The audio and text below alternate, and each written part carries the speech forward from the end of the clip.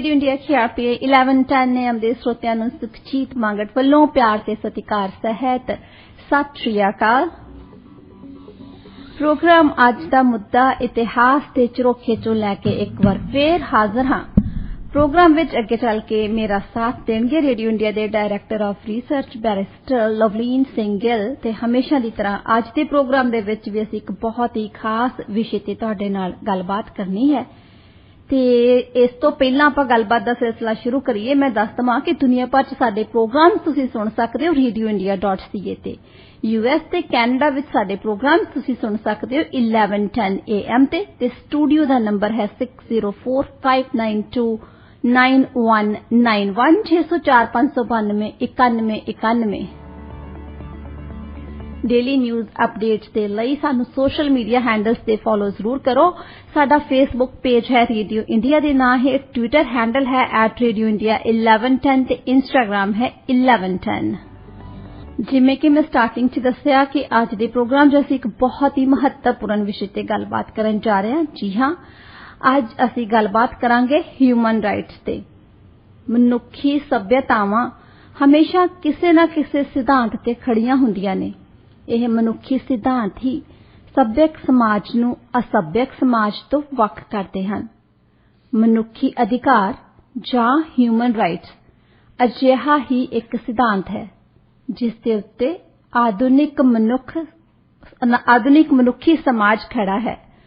ਮਨੁੱਖੀ ਅਧਿਕਾਰ ਉਹ ਬੁਨਿਆਦੀ ਅਧਿਕਾਰ ਹਨ ਜੋ ਹਰ ਮਨੁੱਖ ਨੂੰ ਮਨੁੱਖ ਹੋਣ ਦੇ ਨਾਤੇ ਹਾਸਲ ਹੁੰਦੇ ਨੇ ਤੇ 10 ਦਸੰਬਰ ਇੰਟਰਨੈਸ਼ਨਲ ਹਿਊਮਨ ਰਾਈਟਸ ਡੇ ਵਜੋਂ ਮਨਾਇਆ ਜਾਂਦਾ ਹੈ।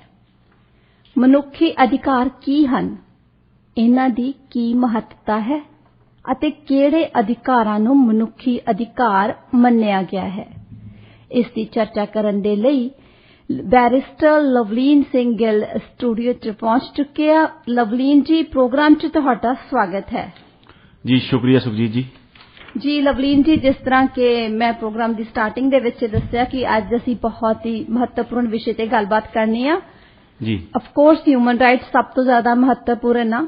सब तो पहला तां इस गल ते चानना पाओ कि 10 दसंबर नूं ही मनुखी अधिकार दिवस के रूप विच क्यों मनाया जाता है?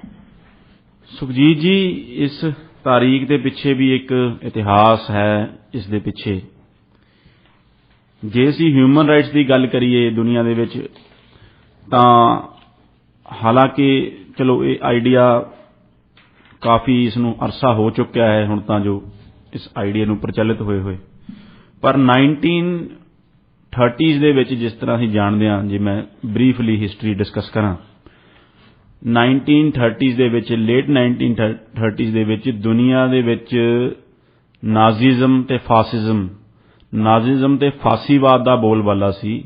ਜਰਮਨੀ ਦੇ ਵਿੱਚ ਹਿਟਲਰ ਦੀ ਹਕੂਮਤ ਸੀ ਜੋ ਕਿ ਨਾਜ਼ੀ ਵਿਚਾਰਧਾਰਾ ਨੂੰ ਫੋਲੋ ਕਰਦਾ ਸੀ, ਅਤੇ ਇਟਲੀ ਦੇ ਵਿੱਚ ਮੁਸੋਲਿਨੀ ਸੀ ਜੋ ਕਿ ਇੱਕ ਫਾਸੀਵਾਦੀ ਹਕੂਮਤ ਚਲਾ ਰਿਹਾ ਸੀ। ਸੋ ਇਹਨਾਂ ਦੋਨਾਂ ਡਿਕਟੇਟਰਾਂ ਦੇ ਕਰਕੇ ਮਨੁੱਖੀ ਅਧਿਕਾਰਾਂ ਦਾ ਵੱਡੇ ਪੱਧਰ ਉੱਤੇ ਹਨਨ ਹੋ ਰਿਹਾ ਸੀ। ਜਰਮਨੀ ਦੇ ਵਿੱਚ ਜਿਊਦ ਨੂੰ ਸਿਰਫ ਇਸ ਕਰਕੇ ਮਾਰਿਆ ਜਾ ਰਿਹਾ ਸੀ ਕਿਉਂਕਿ ਉਹ ਇੱਕ ਧਰਮ ਵਿਸ਼ੇਸ਼ ਨੂੰ, ਉਹ ਇੱਕ ਯਹੂਦੀ ਧਰਮ ਨੂੰ ਫੋਲੋ ਕਰਦੇ ਨੇ। ਸੋ ਸਿਰਫ ਇਸੇ ਕਰਕੇ ਉਹਨਾਂ ਦਾ ਉੱਥੇ ਇੱਕ ਵੱਡਾ ਸਟੇਟ ਸਪਾਂਸਰਡ ਜੈਨੋਸਾਈਡ ਕੀਤਾ ਗਿਆ ਯਹੂਦੀਆਂ ਦਾ ਜਰਮਨੀ ਦੇ ਵਿੱਚ। ਇਕੱਲੇ ਜਰਮਨੀ ਦੇ ਵਿੱਚ ਹੀ ਨਹੀਂ, ਜਿਹੜੇ ਜਿਹੜੇ ਮੁਲਕਾਂ ਦੇ ਉੱਤੇ ਵੀ ਹਿਟਲਰ ਨੇ ਕਬਜ਼ਾ ਕੀਤਾ, ਚਾਹੇ ਉਹ ਈਸਟਰਨ ਯੂਰਪੀਅਨ ਕੰਟਰੀਜ਼ ਹੋਣ ਚਾਹੇ ਹੋਰ ਮੁਲਕ ਹੋਣ, ਉੱਥੇ ਰਹਿਣ ਵਾਲੇ ਯਹੂਦੀ ਪਾਪੂਲੇਸ਼ਨ ਨੂੰ ਵੱਡੇ ਤਸੀਹੇ ਦਿੱਤੇ ਗਏ।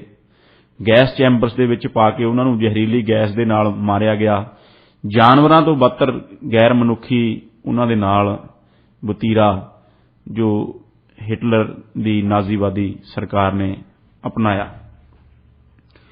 ਸੋ ਜਿਸ ਨੂੰ ਹੋਲੋਕਾਸਟ ਵੀ ਕਿਹਾ ਜਾਂਦਾ ਹੈ। ਅੱਜ ਬੜੀ ਭਾਵਭਿੰਨੀ ਸ਼ਰਧਾਂਜਲੀ ਵੀ ਉਹਨਾਂ ਬੇਕਸੂਰ ਲੋਕਾਂ ਨੂੰ ਦਿੱਤੀ ਜਾਂਦੀ ਹੈ ਜੋ ਕਿ ਨਾਜ਼ੀਵਾਦ ਦੇ ਬਲੀ ਚੜ੍ਹੇ। ਇਸੇ ਤਰ੍ਹਾਂ ਜੇ ਫਾਸਿਜ਼ਮ ਦੀ ਤੁਸੀਂ ਇਟਲੀ ਦੇ ਵਿੱਚ ਗੱਲ ਕਰੋ, ਉਸਨੇ ਵੀ ਦੁਨੀਆ ਦੇ ਉੱਤੇ ਲੋਕਾਂ ਦੇ ਉੱਤੇ, ਆਪਣੇ ਹੀ ਲੋਕਾਂ ਦੇ ਉੱਤੇ ਅਤਿਆਚਾਰ ਕੀਤੇ।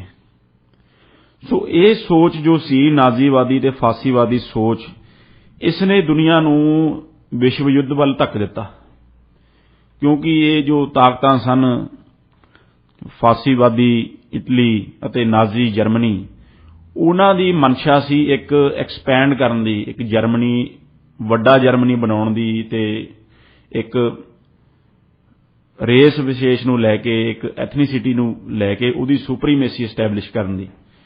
ਸੋ ਉਸਨੇ ਹੌਲੀ ਹੌਲੀ ਆਪਣੇ ਗਵਾਂਢੀ ਮੁਲਕਾਂ ਉੱਤੇ ਹਮਲੇ ਕਰਨੇ ਸ਼ੁਰੂ ਕੀਤੇ, ਅਤੇ ਉਹਨਾਂ ਨੂੰ ਜਦ ਉਸਨੇ ਪੋਲੈਂਡ ਨੂੰ ਇਨਵੇਡ ਕੀਤਾ ਤਾਂ 1939 ਦੇ ਵਿੱਚ ਉੱਥੋਂ ਫਿਰ ਜੋ ਦੂਜਾ ਵਿਸ਼ਵ ਯੁੱਧ ਹੈ ਉਸ ਦੀ ਸ਼ੁਰੂਆਤ ਹੋ ਗਈ, ਕਿਉਂਕਿ ਇੰਗਲੈਂਡ ਅਤੇ ਫਰਾਂਸ ਨੇ ਜਰਮਨੀ ਉੱਤੇ ਵਾਰ ਡਿਕਲੇਅਰ ਕਰ ਦਿੱਤੀ। ਸੋ ਜਦ ਸੈਕੰਡ ਵਰਲਡ ਵਾਰ ਸੁਖਜੀਤ ਜੀ ਚੱਲਦੀ ਹੈ ਤਾਂ ਉਸ ਦੇ ਵਰਲਡ ਵਾਰ ਦੇ ਦੌਰਾਨ ਵੀ ਮਨੁੱਖਤਾ ਦਾ ਵੱਡੇ ਪੱਧਰ ਉੱਤੇ ਘਾਣ ਹੁੰਦਾ ਹੈ। ਇਕੱਲੇ ਸਿਪਾਹੀ ਨਹੀਂ, ਉਸ ਦੇ ਵਿੱਚ ਬਹੁਤ ਸਾਰੇ ਸਿਵਿਲੀਅਨਸ ਵੀ ਮਾਰੇ ਜਾਂਦੇ ਨੇ, ਜਿਨ੍ਹਾਂ ਦੀ ਗਿਣਤੀ ਕਰੋੜਾਂ ਦੇ ਵਿੱਚ ਹੈ। ਨਿਊਕਲੀਅਰ ਬੰਬ ਦਾ ਵੀ ਉਸ ਦੇ ਵਿੱਚ ਪਹਿਲੀ ਵਾਰੀ ਇਸਤੇਮਾਲ ਹੁੰਦਾ ਹੈ ਸੈਕੰਡ ਵਰਲਡ ਵਾਰ ਦੇ ਵਿੱਚ, US ਵੱਲੋਂ ਜਾਪਾਨ ਦੇ ਅਗੇਂਸਟ, ਜੋ ਕਿ ਦੁਨੀਆ ਦੇ ਲਈ, ਮਨੁੱਖਤਾ ਦੇ ਲਈ ਇੱਕ ਵੱਡਾ ਖਤਰਾ ਬਣ ਕੇ ਅੱਜ ਵੀ ਤਲਵਾਰ ਬਣ ਕੇ ਇੱਕ ਮਨੁੱਖਤਾ ਦੇ ਸਿਰ ਤੇ ਲਟਕ ਰਿਹਾ ਹੈ। ਸੋ ਇਸ ਤਰ੍ਹਾਂ ਸੁਖਜੀਤ ਜੀ, ਜੋ ਮਨੁੱਖੀ ਅਧਿਕਾਰ ਨੇ ਜਾਂ ਜੋ ਮਨੁੱਖਤਾ ਹੈ, ਉਸ ਦਾ ਵੱਡੇ ਪੱਧਰ ਉੱਤੇ ਵਰਲਡ ਵਾਰ 2 ਤੋਂ ਪਹਿਲਾਂ ਤੇ ਵਰਲਡ ਵਾਰ 2 ਤੋਂ ਬਾਅਦ ਦੇ ਵਿੱਚ ਘਾਣ ਹੋਇਆ, ਜਿਸ ਤੋਂ ਬਾਅਦ ਕਿ ਫਿਰ ਜਦ ਵਰਲਡ ਵਾਰ 2 ਸਮਾਪਤ ਹੁੰਦੀ ਹੈ ਤਾਂ ਜੋ ਵਿਸ਼ਵ ਦੇ ਸਾਰੇ ਦੇਸ਼ ਨੇ, ਉਹਨਾਂ ਨੇ ਇਕੱਠੇ ਹੋ ਕੇ ਇਹ ਗੱਲ ਵਿਚਾਰੀ। ਵਰਲਡ ਵਾਰ 1 ਤੋਂ ਪਹਿਲਾਂ ਵੀ ਇੱਕ ਸੰਸਥਾ ਬਣੀ ਸੀ ਜਿਸ ਨੂੰ ਲੀਗ ਆਫ ਨੇਸ਼ਨਸ ਕਿਹਾ ਜਾਂਦਾ ਸੀ, ਪਰ ਉਹ ਬਹੁਤੀ ਕਾਮਯਾਬ ਨਹੀਂ ਹੋ ਸਕੀ। ਸੋ ਉਸ ਤਜਰਬੇ ਤੋਂ ਸਿੱਖਦੇ ਹੋਇਆਂ, ਵਰਲਡ ਵਾਰ ਦੇ ਤਜਰਬੇ ਤੋਂ ਸਿੱਖਦੇ ਹੋਇਆਂ, ਸਾਰੇ ਮੁਲਕਾਂ ਨੇ, ਦੁਨੀਆ ਦੇ ਨੇ ਇਕੱਠੇ ਹੋ ਕੇ, ਪ੍ਰਮੁੱਖ ਮੁਲਕਾਂ ਨੇ ਇਹ ਵਿਚਾਰ ਵਟਾਂਦਰੇ ਕੀਤੇ ਕਿ ਕੋਈ ਦੁਨੀਆ ਦੇ ਵਿੱਚ ਇਹੋ ਜਿਹੀ ਸੰਸਥਾ ਬਣਾਈ ਜਾਵੇ ਜੋ ਕਿ ਦੁਨੀਆ ਦੇ ਵਿੱਚ ਇਹੋ ਜਿਹੇ ਹਾਲਾਤ ਪੈਦਾ ਹੋਣ ਤੋਂ ਰੋਕੇ। ਦੁਨੀਆ ਦੇ ਵਿੱਚ ਸੈਕੰਡ ਵਰਲਡ ਵਾਰ ਵਰਗੀ ਮੁੜ ਕੇ ਕਦੇ ਹਾਲਾਤ ਨਾ ਬਣਨ, ਜੰਗ ਨਾ ਹੋਵੇ, ਅਮਨ ਰਹੇ ਦੁਨੀਆ ਦੇ ਵਿੱਚ, ਤੇ ਇੱਕ ਰੂਲ ਬੇਸਡ, ਇੱਕ ਕਾਨੂੰਨ ਤੇ ਆਧਾਰਿਤ, ਇੱਕ ਰੂਲ ਬੇਸਡ, ਇੱਕ ਨਿਯਮਾਂ ਤੇ ਆਧਾਰਿਤ ਇੱਕ ਦੁਨੀਆ ਦੇ ਵਿੱਚ ਆਰਡਰ ਬਣਾਇਆ ਜਾਵੇ, ਜਿਸ ਦੇ ਵਿੱਚ ਕਿ ਮੁਲਕਾਂ ਨੇ ਜੇ ਇੱਕ ਦੂਜੇ ਨਾਲ ਅੰਗੇਜ ਕਰਨਾ ਹੈ, ਇੱਕ ਦੂਜੇ ਨਾਲ ਜੋ ਉਹਨਾਂ ਦੇ ਆਪਸੀ ਸੰਬੰਧ ਨੇ, ਆਪਸੀ ਰਿਲੇਸ਼ਨ ਨੇ, ਉਹ ਕਾਨੂੰਨ ਤੇ ਆਧਾਰਿਤ, ਨਿਯਮਾਂ ਤੇ ਆਧਾਰਿਤ ਹੋਣ, ਤੇ ਤਾਂ ਕਿ ਕਿਸੇ ਨੂੰ, ਇੱਕ ਮੁਲਕ ਨੂੰ ਦੂਜੇ ਮੁਲਕ ਨਾਲ ਲੜਨ ਦੀ ਲੋੜ ਨਾ ਪਵੇ। ਸੋ ਇਹ ਸਾਰੀ ਫਿਲਾਸਫੀ ਦੇ ਚੱਲਦੇ ਹੋਏ ਹੀ ਜੋ UNO ਹੈ, ਯੂਨਾਈਟਿਡ ਨੇਸ਼ਨਸ, ਇਹ ਸੰਸਥਾ ਹੋਂਦ ਦੇ ਵਿੱਚ ਆਈ, ਅਤੇ ਯੂਨਾਈਟਿਡ ਨੇਸ਼ਨ ਜਨਰਲ ਅਸੈਂਬਲੀ ਨੇ ਪੈਰਿਸ ਵਿਖੇ 10 ਦਸੰਬਰ 1948 ਨੂੰ universal declaration of human rights ਨੂੰ ਪ੍ਰੋਕਲੇਮ ਕੀਤਾ। ਸੁਖਜੀਤ ਜੀ, ਇਹ ਦੁਨੀਆ ਦੇ ਇਤਿਹਾਸ ਦੇ ਵਿੱਚ, ਇਹ ਮਨੁੱਖਤਾ ਦੇ ਇਤਿਹਾਸ ਦੇ ਵਿੱਚ ਇੱਕ ਬਹੁਤ ਇਤਿਹਾਸਿਕ ਡਾਕੂਮੈਂਟ ਹੈ, ਜੋ ਕਿ ਹੈ universal declaration of human rights, ਜਿਸ ਨੂੰ ਕਿ 10 ਦਸੰਬਰ 1948 ਨੂੰ ਯੂਨਾਈਟਿਡ ਨੇਸ਼ਨ ਜਨਰਲ ਅਸੈਂਬਲੀ ਨੇ ਪੈਰਿਸ ਵਿਖੇ ਉਸ ਨੂੰ ਪ੍ਰੋਕਲੇਮ ਕੀਤਾ। ਸੋ ਉਸੇ ਨੂੰ ਕਮੈਮੋਰੇਟ ਕਰਨ ਵਾਸਤੇ, ਉਸੇ ਨੂੰ ਯਾਦ ਰੱਖਣ ਵਾਸਤੇ ਜੋ 10 ਦਸੰਬਰ ਹੈ ਉਸ ਨੂੰ ਹਿਊਮਨ ਰਾਈਟਸ ਡੇ ਦੇ ਵਜੋਂ ਮਨਾਇਆ ਜਾਂਦਾ ਹੈ। ਸੋ ਜੋ ਇਹ ਡੈਕਲੇਰੇਸ਼ਨ ਆਫ ਹਿਊਮਨ ਰਾਈਟਸ ਸੀ ਸੁਖਜੀਤ ਜੀ, ਇਸ ਨੇ ਦੁਨੀਆ ਨੂੰ ਬਹੁਤ ਪ੍ਰਭਾਵਿਤ ਕੀਤਾ, ਦੁਨੀਆ ਨੂੰ ਬਹੁਤ ਇਨਸਪਾਇਰ ਕੀਤਾ, ਕਿਉਂਕਿ ਇਸ ਨੇ ਉਹ ਬੁਨਿਆਦੀ ਹੱਕਾਂ ਨੂੰ ਮੂਹਰੇ ਲਿਆਂਦਾ ਜੋ ਕਿ ਇੱਕ ਹਰੇਕ ਮਨੁੱਖ ਨੂੰ, ਜਿਸ ਤਰ੍ਹਾਂ ਕਿ ਤੁਸੀਂ ਕਿਹਾ, ਮਨੁੱਖ ਹੋਣ ਦੇ ਨਾਤੇ ਹਰੇਕ ਸੱਭਿਅਕ ਸਮਾਜ ਦੇ ਵਿੱਚ ਮਿਲਣੇ ਚਾਹੀਦੇ ਨੇ। ਇਸ ਡੈਕਲੇਰੇਸ਼ਨ ਨੇ ਉਸ ਦਾ ਇੱਕ ਸਟੈਂਡਰਡ ਸੈੱਟ ਕਰ ਦਿੱਤਾ, ਇੱਕ ਮਿਆਰ ਸੈੱਟ ਕਰ ਦਿੱਤੀ, ਜਿਸ ਨੂੰ ਕਿ ਡੈਮੋਕ੍ਰੈਟਿਕ ਮੁਲਕਾਂ ਨੇ ਬਾਅਦ ਦੇ ਵਿੱਚ ਫੋਲੋ ਕੀਤਾ, ਤੇ ਜਿਸ ਤੋਂ ਕਿ ਸੇਧ ਲੈ ਕੇ ਜੋ ਡੈਮੋਕ੍ਰੈਟਿਕ ਮੁਲਕ ਨੇ ਉਹ ਅੱਗੇ ਵਧੇ। ਜੇ ਮੈਂ ਭਾਰਤ ਦੀ ਗੱਲ ਕਰਾਂ ਸੁਖਜੀਤ ਜੀ, ਤਾਂ ਜੋ ਮਨੁੱਖੀ ਅਧਿਕਾਰ ਨੇ, ਇਹਨਾਂ ਨੂੰ ਭਾਰਤ ਦੇ ਵਿੱਚ ਅਸੀਂ ਫੰਡਾਮੈਂਟਲ ਰਾਈਟਸ ਕਹਿੰਦੇ ਹਾਂ, ਜੋ ਕਿ ਭਾਰਤ ਦੇ ਸੰਵਿਧਾਨ ਦੇ ਵਿੱਚ ਬਕਾਇਦਾ ਦਰਜ ਨੇ। ਸੋ ਇਹ ਭਾਰਤ ਦੇ ਸੰਵਿਧਾਨ ਦੇ ਵਿੱਚ ਆਉਣ ਤੋਂ ਪਹਿਲਾਂ ਇਹ ਜੋ ਫੰਡਾਮੈਂਟਲ ਰਾਈਟਸ ਹਨ, ਇਹਨਾਂ ਨੂੰ ਇੰਡੀਅਨ ਨੈਸ਼ਨਲ ਕਾਂਗਰਸ, ਪੰਡਿਤ ਜਵਾਹਰ ਲਾਲ ਨਹਿਰੂ ਇਸ ਦੇ ਉੱਤੇ ਇੱਕ ਪੇਸ਼ ਕਰ ਚੁੱਕੇ ਸਨ ਆਪਣਾ ਮਤਾ, ਜਿਸ ਦੇ ਵਿੱਚ ਉਹਨਾਂ ਨੇ ਪੂਰੀਆਂ ਜੋ ਫੰਡਾਮੈਂਟਲ ਰਾਈਟਸ ਜਾਂ ਹਿਊਮਨ ਰਾਈਟਸ ਸਾਰੀਆਂ ਦਾ ਵਰਣਨ ਕੀਤਾ ਸੀ। ਤੇ ਬਾਅਦ ਦੇ ਵਿੱਚ ਉਸ ਨੂੰ ਇੰਡੀਅਨ ਨੈਸ਼ਨਲ ਕਾਂਗਰਸ ਨੇ ਉਸ ਨੂੰ ਫਾਰਮਲੀ ਆਪਣੇ ਕਰਾਚੀ ਸੈਸ਼ਨ ਦੇ ਵਿੱਚ ਉਸ ਨੂੰ ਅਡਾਪਟ ਕਰ ਲਿਆ ਸੀ। ਸੋ ਉਸ ਤੋਂ ਬਾਅਦ ਜੋ 48 ਦੇ ਵਿੱਚ ਯੂਨਾਈਟਿਡ ਨੇਸ਼ਨਸ ਦੀ ਡੈਕਲੇਰੇਸ਼ਨ ਆਉਂਦੀ ਹੈ। ਸੋ ਇਹ ਬੜਾ ਹੀ ਇੱਕ ਇਤਿਹਾਸਿਕ ਡਾਕੂਮੈਂਟ ਸੁਖਜੀਤ ਜੀ ਹੋ ਨਿਬੜਿਆ ਕਿਉਂਕਿ ਇਸ ਨੇ ਇੱਕ ਦੁਨੀਆ ਦੇ ਵਿੱਚ ਇੱਕ ਸਟੈਂਡਰਡ ਸੈੱਟ ਕਰ ਦਿੱਤਾ ਜੋ ਕਿ ਡੈਮੋਕ੍ਰੈਟਿਕ ਮੁਲਕਾਂ ਨੇ ਜਿਸ ਤੋਂ ਸੇਧ ਲੈ ਕੇ ਆਪਣੇ ਮੁਲਕ ਦੇ ਵਿੱਚ ਇੱਕ ਸ਼ਖਸੀ ਆਜ਼ਾਦੀ ਇੱਕ ਹਿਊਮਨ ਐਗਜ਼ਿਸਟੈਂਸ ਨੂੰ ਮੀਨਿੰਗਫੁਲ ਬਣਾਉਣ ਵਾਸਤੇ ਇਸ ਤੋਂ ਸੇਧ ਲਈ ਤੇ ਇਸ ਨੂੰ ਫੋਲੋ ਕੀਤਾ ਤੇ ਆਪਣੇ ਲੋਕਾਂ ਨੂੰ ਤਾਕਤ ਦਿੱਤੀ, ਉਹਨਾਂ ਦਾ ਸਸ਼ਕਤੀਕਰਨ ਕੀਤਾ। ਸੋ ਮੈਂ ਥੋੜ੍ਹੀਆਂ ਜਿਹੀਆਂ ਚੰਦ ਲਾਈਨਾਂ ਇਸ ਦੇ ਪ੍ਰੈਂਬਲ ਵਿੱਚੋਂ ਪੜ੍ਹਨਾ ਚਾਹਾਂਗਾ। ਜੀ ਜ਼ਰੂਰ। ਜੋ ਉਸ ਦਾ ਪ੍ਰੈਂਬਲ ਕਿਸੇ ਵੀ ਲੀਗਲ ਡਾਕੂਮੈਂਟ ਦੀ ਜੋ ਸ਼ੁਰੂਆਤ ਹੁੰਦੀ ਹੈ ਸੁਖਜੀਤ ਜੀ ਉਹ ਪ੍ਰੈਂਬਲ ਤੋਂ ਹੁੰਦੀ ਹੈ। ਸੋ ਉਹ ਜੋ ਇਸ ਹਿਊਮਨ ਰਾਈਟਸ ਡੈਕਲੇਰੇਸ਼ਨ ਦਾ UN ਡੈਕਲੇਰੇਸ਼ਨ ਦਾ ਜੋ ਪ੍ਰੈਂਬਲ ਸੀ ਉਸ ਦੀਆਂ ਮੈਂ ਚੰਦ ਲਾਈਨਾਂ ਪੜ੍ਹਨਾ ਚਾਹੂੰਗਾ। ਉਹ ਇਹ ਸ਼ੁਰੂਆਤ ਪ੍ਰੈਂਬਲ ਦੀ ਹੁੰਦੀ ਹੈ ਸੁਖਜੀਤ ਜੀ। ਇਹ ਕਹਿੰਦੇ ਆ ਕਿ whereas recognition of the inherent dignity and of the equal and inalienable rights of all members of human family is the foundation of freedom, justice and peace in the world। ਹੁਣ ਦੇਖੋ ਸੁਖਜੀਤ ਜੀ ਕਿੱਡੇ great ideas ਨਾਲ ਇਹ ਪ੍ਰੈਂਬਲ ਸ਼ੁਰੂ ਹੁੰਦਾ ਹੈ ਜੀ। ਉਸ ਦੇ ਵਿੱਚ ਇਹ ਕਹਿੰਦਾ ਹੈ ਇਕੁਐਲਿਟੀ ਦੀ ਗੱਲ ਕਰਦਾ ਹੈ, ਇਨਏਲੀਏਨੇਬਲ ਰਾਈਟਸ ਦੀ ਗੱਲ ਕਰਦਾ ਹੈ। ਇਨਏਲੀਏਨੇਬਲ ਰਾਈਟਸ ਉਹ ਨੇ ਜਿਨ੍ਹਾਂ ਨੂੰ ਕੋਈ ਖੋ ਨਹੀਂ ਸਕਦਾ, ਜਿਨ੍ਹਾਂ ਨੂੰ ਕੋਈ ਏਲੀਏਨੇਟ ਨਹੀਂ ਕਰ ਸਕਦਾ। ਕਿਸੇ ਵੀ member of the human family, ਉਹਨਾਂ ਨੇ ਸਾਰੀ ਮਨੁੱਖਤਾ ਨੂੰ ਹਿਊਮਨ ਫੈਮਿਲੀ ਦਾ ਲਫ਼ਜ਼ ਵਰਤਿਆ। ਜਿਸ ਤਰ੍ਹਾਂ ਕਿ ਭਾਰਤ ਦੇ ਵਿੱਚ ਉਪਨਿਸ਼ਦਾਂ ਦੇ ਵਿੱਚ ਜੋ ਗੱਲ ਆਈ ਹੈ ਕਿ ਵਸੁਧੈਵ ਕੁਟੁੰਬਕਮ, ਸਾਰਾ ਜੋ ਵਿਸ਼ਵ ਹੈ ਉਹ ਇੱਕ ਪਰਿਵਾਰ ਹੈ। ਸੋ ਉਸੇ ਤਰ੍ਹਾਂ ਦਾ ਕੁਝ ਆਈਡੀਆ, ਕੁਝ ਐਕਸਪ੍ਰੈਸ਼ਨ ਇਸ UN ਡੈਕਲੇਰੇਸ਼ਨ ਦੇ ਵਿੱਚ ਜੋ ਵਰਤਿਆ ਗਿਆ, ਜਿਸ ਦੇ ਵਿੱਚ ਕਿਹਾ ਗਿਆ all the members of human family, human race ਨੂੰ ਇੱਕ ਫੈਮਿਲੀ ਕਿਹਾ ਗਿਆ, ਜੋ ਕਿ ਭਾਰਤ ਦੇ ਵਿੱਚ ਹਜ਼ਾਰਾਂ ਹਜ਼ਾਰ ਸਾਲ ਪਹਿਲਾਂ ਉਪਨਿਸ਼ਦਾਂ ਦੇ ਵਿੱਚ ਰਿਸ਼ੀਆਂ ਨੇ ਕਹਿ ਦਿੱਤਾ ਸੀ ਵਸੁਧੈਵ ਕੁਟੁੰਬਕਮ। ਸੋ ਉਹਨਾਂ ਨੇ ਇਹ ਕਿਹਾ ਕਿ ਇਹ ਜਿਹੜੀ ਡਿਗਨਿਟੀ ਹੈ, ਇਕੁਐਲਿਟੀ ਹੈ, ਜੋ ਰਾਈਟਸ ਨੇ, ਇਹ ਫਾਊਂਡੇਸ਼ਨ ਨੇ, ਇਹ ਨੀਂਹ ਨੇ ਆਜ਼ਾਦੀ ਦੀ, ਇਨਸਾਫ ਦੀ ਅਤੇ ਵਿਸ਼ਵ ਸ਼ਾਂਤੀ ਦੀ ਜੀ। ਸੋ ਇਹਨਾਂ ਮਹਾਨ ਵਿਚਾਰਾਂ ਨੂੰ ਲੈ ਕੇ ਸੁਖਜੀਤ ਜੀ ਇਹ ਪ੍ਰੈਂਬਲ, ਇਹ ਡੈਕਲੇਰੇਸ਼ਨ ਅੱਗੇ ਵਧੀ, ਜਿਸ ਦੇ ਵਿੱਚ ਕਿ ਬਹੁਤ ਜ਼ਰੂਰੀ, ਹਾਲਾਂਕਿ ਇਹ ਕਾਫੀ ਵਿਸਤਾਰ ਦੇ ਵਿੱਚ ਇਹ ਡੈਕਲੇਰੇਸ਼ਨ ਸੀ। ਇਸ ਦੇ ਵਿੱਚ ਮੈਂ ਪਹਿਲਾਂ ਕੁਝ ਜੋ ਜ਼ਰੂਰੀ ਹਿਊਮਨ ਰਾਈਟਸ ਨੇ ਉਹਨਾਂ ਨੂੰ ਮੈਂ ਟੱਚ ਕਰੂੰਗਾ। ਜਿਸ ਤਰ੍ਹਾਂ ਕਿ ਆਰਟੀਕਲ 3 ਦੇ ਵਿੱਚ ਇਸ ਡੈਕਲੇਰੇਸ਼ਨ ਦੇ right to life and liberty ਨੂੰ ਪ੍ਰੋਕਲੇਮ ਕੀਤਾ ਗਿਆ, ਜਾਣੀ ਕਿ ਜ਼ਿੰਦਗੀ ਦੇ ਆਜ਼ਾਦੀ ਦੇ ਰਾਈਟਸ ਨੂੰ। ਆਰਟੀਕਲ 18 ਦੇ ਵਿੱਚ ਸੁਖਜੀਤ ਜੀ ਇਹਨਾਂ ਨੇ freedom of thought, conscience and religion ਦੀ ਗੱਲ ਕੀਤੀ। ਆਰਟੀਕਲ 19 ਦੇ ਵਿੱਚ ਫਰੀडम ਆਫ ਐਕਸਪ੍ਰੈਸ਼ਨ ਦੀ ਗੱਲ ਕੀਤੀ। ਫਰੀडम ਆਫ ਥਾਟ ਜੋ ਹੈ ਸੁਖਜੀਤ ਜੀ ਉਹ ਫਰੀडम ਆਫ ਐਕਸਪ੍ਰੈਸ਼ਨ ਤੋਂ ਬਿਨਾਂ ਕਿਸੇ ਕੰਮ ਦਾ ਨਹੀਂ ਜੀ। ਜੇ ਤੁਹਾਨੂੰ ਸੋਚਣ ਦੀ, ਵਿਚਾਰਾਂ ਦੀ ਆਜ਼ਾਦੀ ਹੈ ਤਾਂ ਉਹਨਾਂ ਵਿਚਾਰਾਂ ਨੂੰ ਵਿਅਕਤ ਕਰਨ ਦੀ ਆਜ਼ਾਦੀ ਵੀ ਚਾਹੀਦੀ ਹੈ। ਸੋ ਫਰੀडम ਆਫ ਐਕਸਪ੍ਰੈਸ਼ਨ ਦੀ ਗੱਲ ਕੀਤੀ। ਆਰਟੀਕਲ 20 ਨੇ ਜੋ freedom of peaceful assembly and association ਦੀ ਗੱਲ ਕੀਤੀ।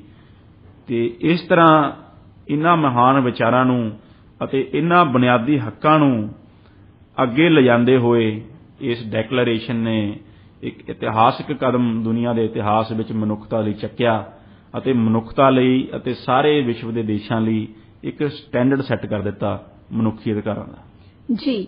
ਲਵਲੀਨ ਜੀ, ਤੁਸੀਂ ਸਭ ਤੋਂ ਪਹਿਲਾਂ right to life and liberty ਜਾਣੀ ਕਿ ਜਿਉਣ ਅਤੇ ਆਜ਼ਾਦੀ ਦੇ ਅਧਿਕਾਰ ਦੀ ਗੱਲ ਕੀਤੀ। ਇਸ ਦੀ ਵਿਸਥਾਰ ਨਾਲ ਚਰਚਾ ਕਰੋ। ਸੁਖਜੀਤ ਜੀ, ਜੋ right to life and liberty ਹੈ, ਇਹ ਜਿਸ ਤਰ੍ਹਾਂ ਹਿਊਮਨ ਰਾਈਟ ਤਾਂ ਹੈ, ਇਹ ਬੁਨਿਆਦੀ ਹੱਕ ਵੀ ਹੈ ਜੀ। ਕਿਉਂਕਿ ਜੋ ਜ਼ਿੰਦਗੀ ਜਿਉਣ ਦਾ ਅਧਿਕਾਰ ਹੈ ਉਸ ਤੋਂ ਬੁਨਿਆਦੀ ਤਾਂ ਕੁਝ ਹੋ ਹੀ ਨਹੀਂ ਸਕਦਾ ਬੰਦੇ ਦੇ ਲਈ। ਬਿਲਕੁਲ। ਉਸ ਤੋਂ ਬੁਨਿਆਦੀ ਤਾਂ ਇੱਕ ਬੰਦੇ ਦੀ ਐਗਜ਼ਿਸਟੈਂਸ ਲਈ ਕੁਝ ਹੋ ਹੀ ਨਹੀਂ ਸਕਦਾ। ਤੇ ਦੂਸਰੀ ਜੋ ਆਪਣੀ ਆਜ਼ਾਦੀ ਹੈ, ਜੋ ਲਿਬਰਟੀ ਹੈ, ਲਿਬਰਟੀ ਇੰਨੀ ਬੇਸਿਕ ਚੀਜ਼ ਹੈ ਜੀ ਤੋਂ ਬਿਨਾਂ ਮਨੁੱਖਤਾ ਦੇ ਵਿਕਾਸ ਦੀ ਕੋਈ ਸੰਭਾਵਨਾ ਹੀ ਨਹੀਂ। ਜੇ ਮਨੁੱਖ ਕੋਲ ਪਰਸਨਲ ਫਰੀडम ਹੀ ਨਹੀਂ ਹੈ, ਆਪਣੀ ਜ਼ਿੰਦਗੀ ਆਪਣੇ ਹਿਸਾਬ ਨਾਲ ਜਿਉਣ ਦੀ ਆਜ਼ਾਦੀ ਹੀ ਨਹੀਂ ਹੈ, ਤਾਂ that life is not worth living.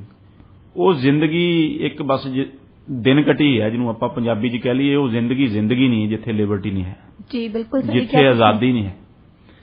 ਸੋ ਇਸ ਗੱਲ ਨੂੰ ਲੈ ਕੇ ਹੋਏ ਜੋ ਕਿਸੇ ਵੀ, ਅਸੀਂ ਚਾਹੇ ਭਾਰਤ ਦੇ ਸੰਵਿਧਾਨ ਦੀ ਗੱਲ ਕਰੀਏ, ਚਾਹੇ ਅਸੀਂ ਡੈਕਲੇਰੇਸ਼ਨ ਦੀ ਗੱਲ ਕਰੀਏ, UN ਡੈਕਲੇਰੇਸ਼ਨ ਦੀ, ਸੋ ਇਹ ਜੋ ਬੁਨਿਆਦੀ ਅਧਿਕਾਰ ਨੇ, ਇਹਨਾਂ ਦੀ ਸ਼ੁਰੂਆਤ ਹਮੇਸ਼ਾ right to life and liberty ਤੋਂ ਹੀ ਹੁੰਦੀ ਹੈ। Right to life and liberty, Sukhjeet ji, ਇਸ ਦੀ ਜ਼ਰੂਰਤ ਕਿਉਂ ਪਈ? ਇਸ ਦੀ, ਜਿਸ ਤਰ੍ਹਾਂ ਕਿ ਮੈਂ ਚਰਚਾ ਕੀਤੀ, ਪਹਿਲਾਂ ਮੱਧਕਾਲ ਦੇ ਵਿੱਚ ਰਾਜਿਆਂ ਦਾ ਰਾਜ ਹੁੰਦਾ ਸੀ, ਜੋ ਕਿ ਕਹਿੰਦੇ ਸੀ ਕਿ we have the divine right to rule, ਸਾਡੇ ਕੋਲ ਤਾਂ ਰੱਬ ਕੋਲੋਂ ਦਿੱਤਾ ਹੋਇਆ ਅਧਿਕਾਰ ਹੈ ਦੁਨੀਆ ਤੇ ਰਾਜ ਕਰਨ ਦਾ, ਅਸੀਂ ਰੱਬ ਦੇ ਪ੍ਰਤੀਨਿਧੀ ਦੇ ਰੂਪ ਦੇ ਵਿੱਚ ਅਸੀਂ ਰਾਜ ਕਰ ਰਹੇ ਹਾਂ। ਸੋ ਇਸੇ ਤਰ੍ਹਾਂ ਜਿਸ ਤਰ੍ਹਾਂ ਤੁਸੀਂ ਰਾਜਿਆਂ ਲਈ ਦੇਖੋ ਲਫ਼ਜ਼ ਵਰਤੇ ਜਾਂਦੇ ਸੀ, ਇਸ ਤਰ੍ਹਾਂ ਮੁਗਲ ਰਾਜਿਆਂ ਨੂੰ ਕਿਹਾ ਜਾਂਦਾ ਸੀ ਜ਼ਿੱਲੇ ਇਲਾਹੀ। ਜ਼ਿੱਲੇ ਇਲਾਹੀ ਦਾ ਮਤਲਬ ਕਿ ਸ਼ੈਡੋ ਆਫ ਦੀ ਗॉड। ਜ਼ਿੱਲ ਦਾ ਮਤਲਬ ਹੋਇਆ ਪਰਛਾਈ, ਇਲਾਹੀ ਮਤਲਬ ਹੋਇਆ ਰੱਬ, ਯਾਨੀ ਕਿ ਰੱਬ ਦੀ ਪਰਛਾਈ। ਸੋ ਇਸ ਤਰ੍ਹਾਂ ਟਾਈਟਲ ਵਰਤੇ ਜਾਂਦੇ ਸੀ ਤੇ ਉਹ ਕਹਿੰਦੇ ਸੀ ਕਿ we have the divine right to rule. So ਜੋ ਰਾਜੇ ਦਾ ਫਰਮਾਨ ਹੁੰਦਾ ਸੀ ਉਹ ਫਾਈਨਲ ਹੁੰਦਾ ਸੀ। ਜੋ ਉਹਨਾਂ ਦੇ ਅੱਗੇ ਅਧਿਕਾਰੀ ਹੁੰਦੇ ਸਨ ਰਾਜਿਆਂ ਦੇ, ਉਹ ਧੱਕੇਸ਼ਾਹੀ, ਇਸ ਤਰ੍ਹਾਂ ਉਹਨਾਂ ਕੋਲ ਆਰਬਿਟਰਰੀ ਪਾਵਰਸ ਹੁੰਦੀਆਂ ਸਨ, ਬਿਨਾਂ ਰੋਕ ਟੋਕ ਤੋਂ ਉਹਨਾਂ ਕੋਲ ਸਾਰੇ ਅਧਿਕਾਰ ਹੁੰਦੇ ਸੀ। ਕਿਸੇ ਨੂੰ ਵੀ ਗ੍ਰਿਫਤਾਰ ਕਰਕੇ ਅੰਦਰ ਸਿੱਟ ਦੇਣਾ, ਕਿਸੇ ਨੂੰ ਮਾਰ ਦੇਣਾ, ਕਿਸੇ ਨੂੰ ਮੌਤ ਦੀ ਸਜ਼ਾ ਦੇ ਦੇਣੀ, ਕਿਸੇ ਦਾ ਸਿਰ ਕਲਮ ਕਰ ਦੇਣਾ।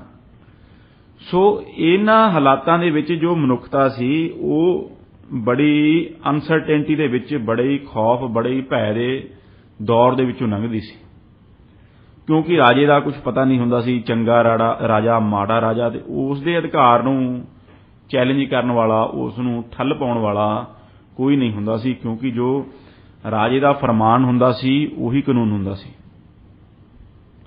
ਉਸ ਤੋਂ ਬਾਅਦ ਸੁਖਜੀਤ ਜੀ, ਜੋ ਰਾਜਿਆਂ ਦੀ ਜਗ੍ਹਾ ਹੈ ਉਹ ਮਾਡਰਨ ਸਟੇਟ ਨੇ ਲੈ ਲਈ। ਜੋ ਅੱਜ ਅਸੀਂ ਦੇਖ ਰਹੇ ਹਾਂ, ਜੋ ਇੱਕ ਸ਼ਾਸਨ ਹੈ, ਜੋ ਆਧੁਨਿਕ ਸ਼ਾਸਨ ਹੈ, ਉਹ ਰਾਜਿਆਂ ਦੀ ਜਗ੍ਹਾ ਉਸਨੇ ਲੈ ਲਈ।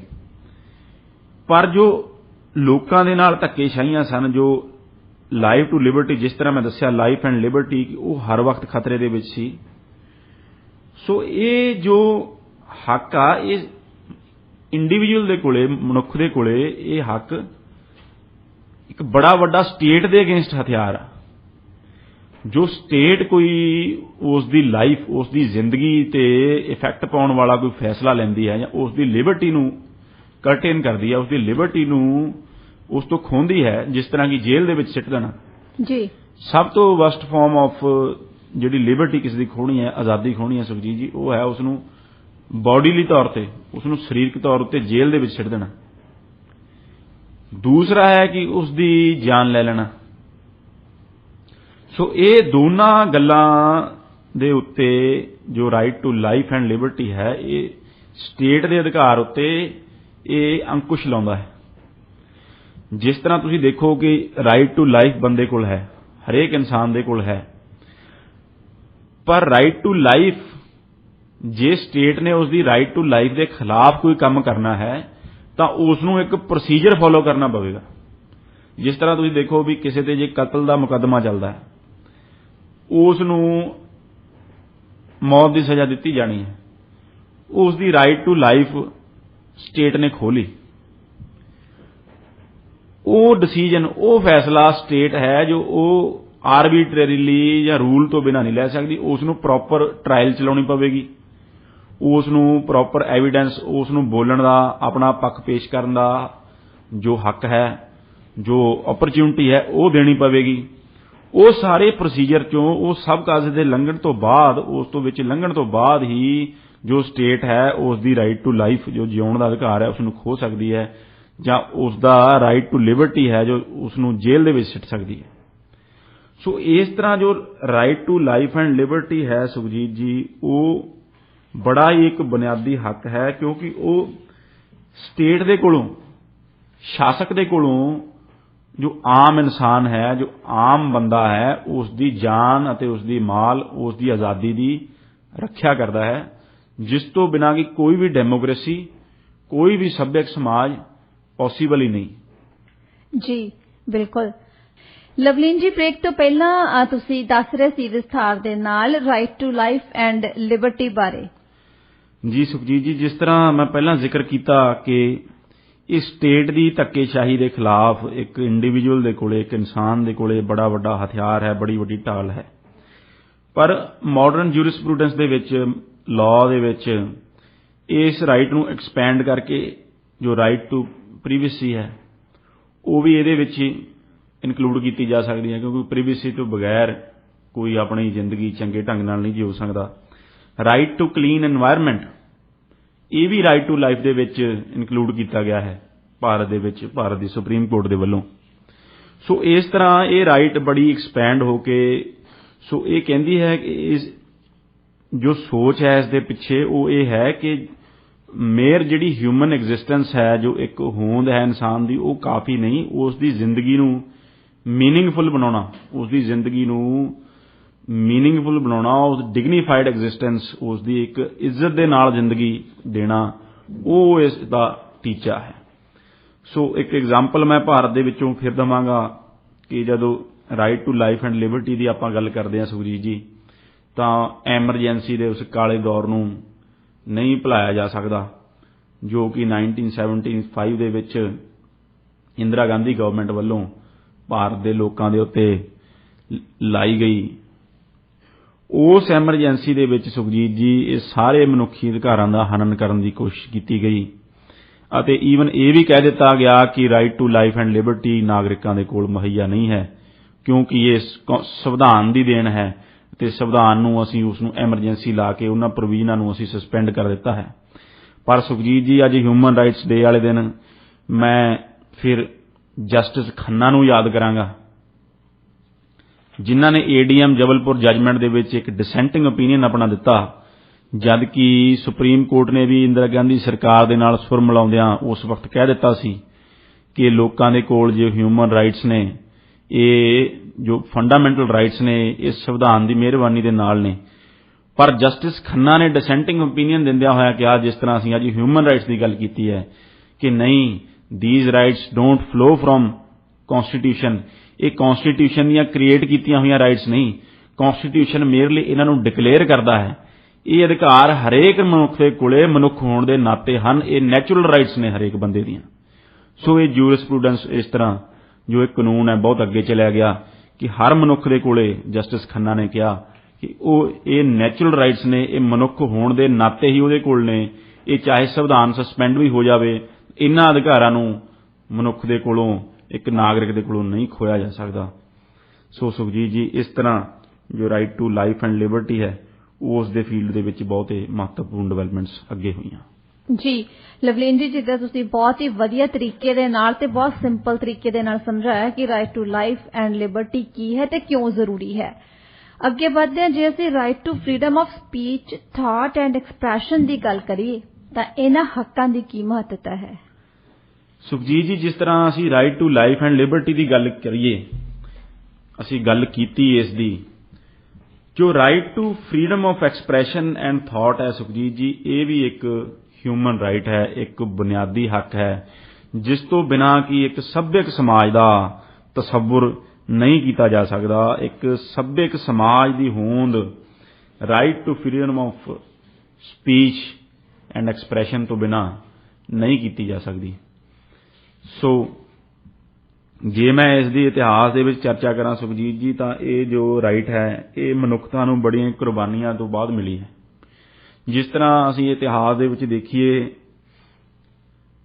ਕਿ ਮੱਧਕਾਲ ਦੇ ਵਿੱਚ ਜੋ ਜੇ ਕੋਈ ਵਿਗਿਆਨਕ ਖੋਜਾਂ ਕਰਦਾ ਸੀ ਵੈਸਟ ਦੇ ਵਿੱਚ, ਤਾਂ ਉਹਨਾਂ ਨੂੰ ਚਰਚ ਦਾ ਬਹੁਤ ਗੁੱਸਾ ਝੱਲਣਾ ਪੈਂਦਾ ਸੀ, ਉਹਨਾਂ ਨੂੰ ਜੇਲ੍ਹਾਂ ਕੱਟਣੀਆਂ ਪੈਂਦੀਆਂ ਸੀ, ਉਹਨਾਂ ਨੂੰ ਕਈਆਂ ਨੂੰ ਈਵਨ ਮੌਤ ਦੀ ਸਜ਼ਾ ਵੀ ਦਿੱਤੀ ਗਈ ਕਿ ਜੋ ਧਾਰਮਿਕ ਵਿਚਾਰ ਉਸ ਟਾਈਮ ਜੋ ਸਮਾਜ ਦੇ ਵਿੱਚ ਪ੍ਰਚਲਿਤ ਸਨ, ਉਹਨਾਂ ਦੇ ਖਿਲਾਫ ਉਹਨਾਂ ਨੇ ਗੱਲ ਕੀਤੀ। ਜੋ ਸਾਇੰਸਦਾਨ ਸਨ ਉਸ ਸਮੇਂ ਦੇ, ਚਾਹੇ ਉਹ ਗਲੀਲੀਓ ਗਲੀਲੀ ਹੋਣ, ਚਾਹੇ ਉਹ ਨਿਕੋਲਸ ਕੋਪਰਨਿਕਸ ਹੋਣ।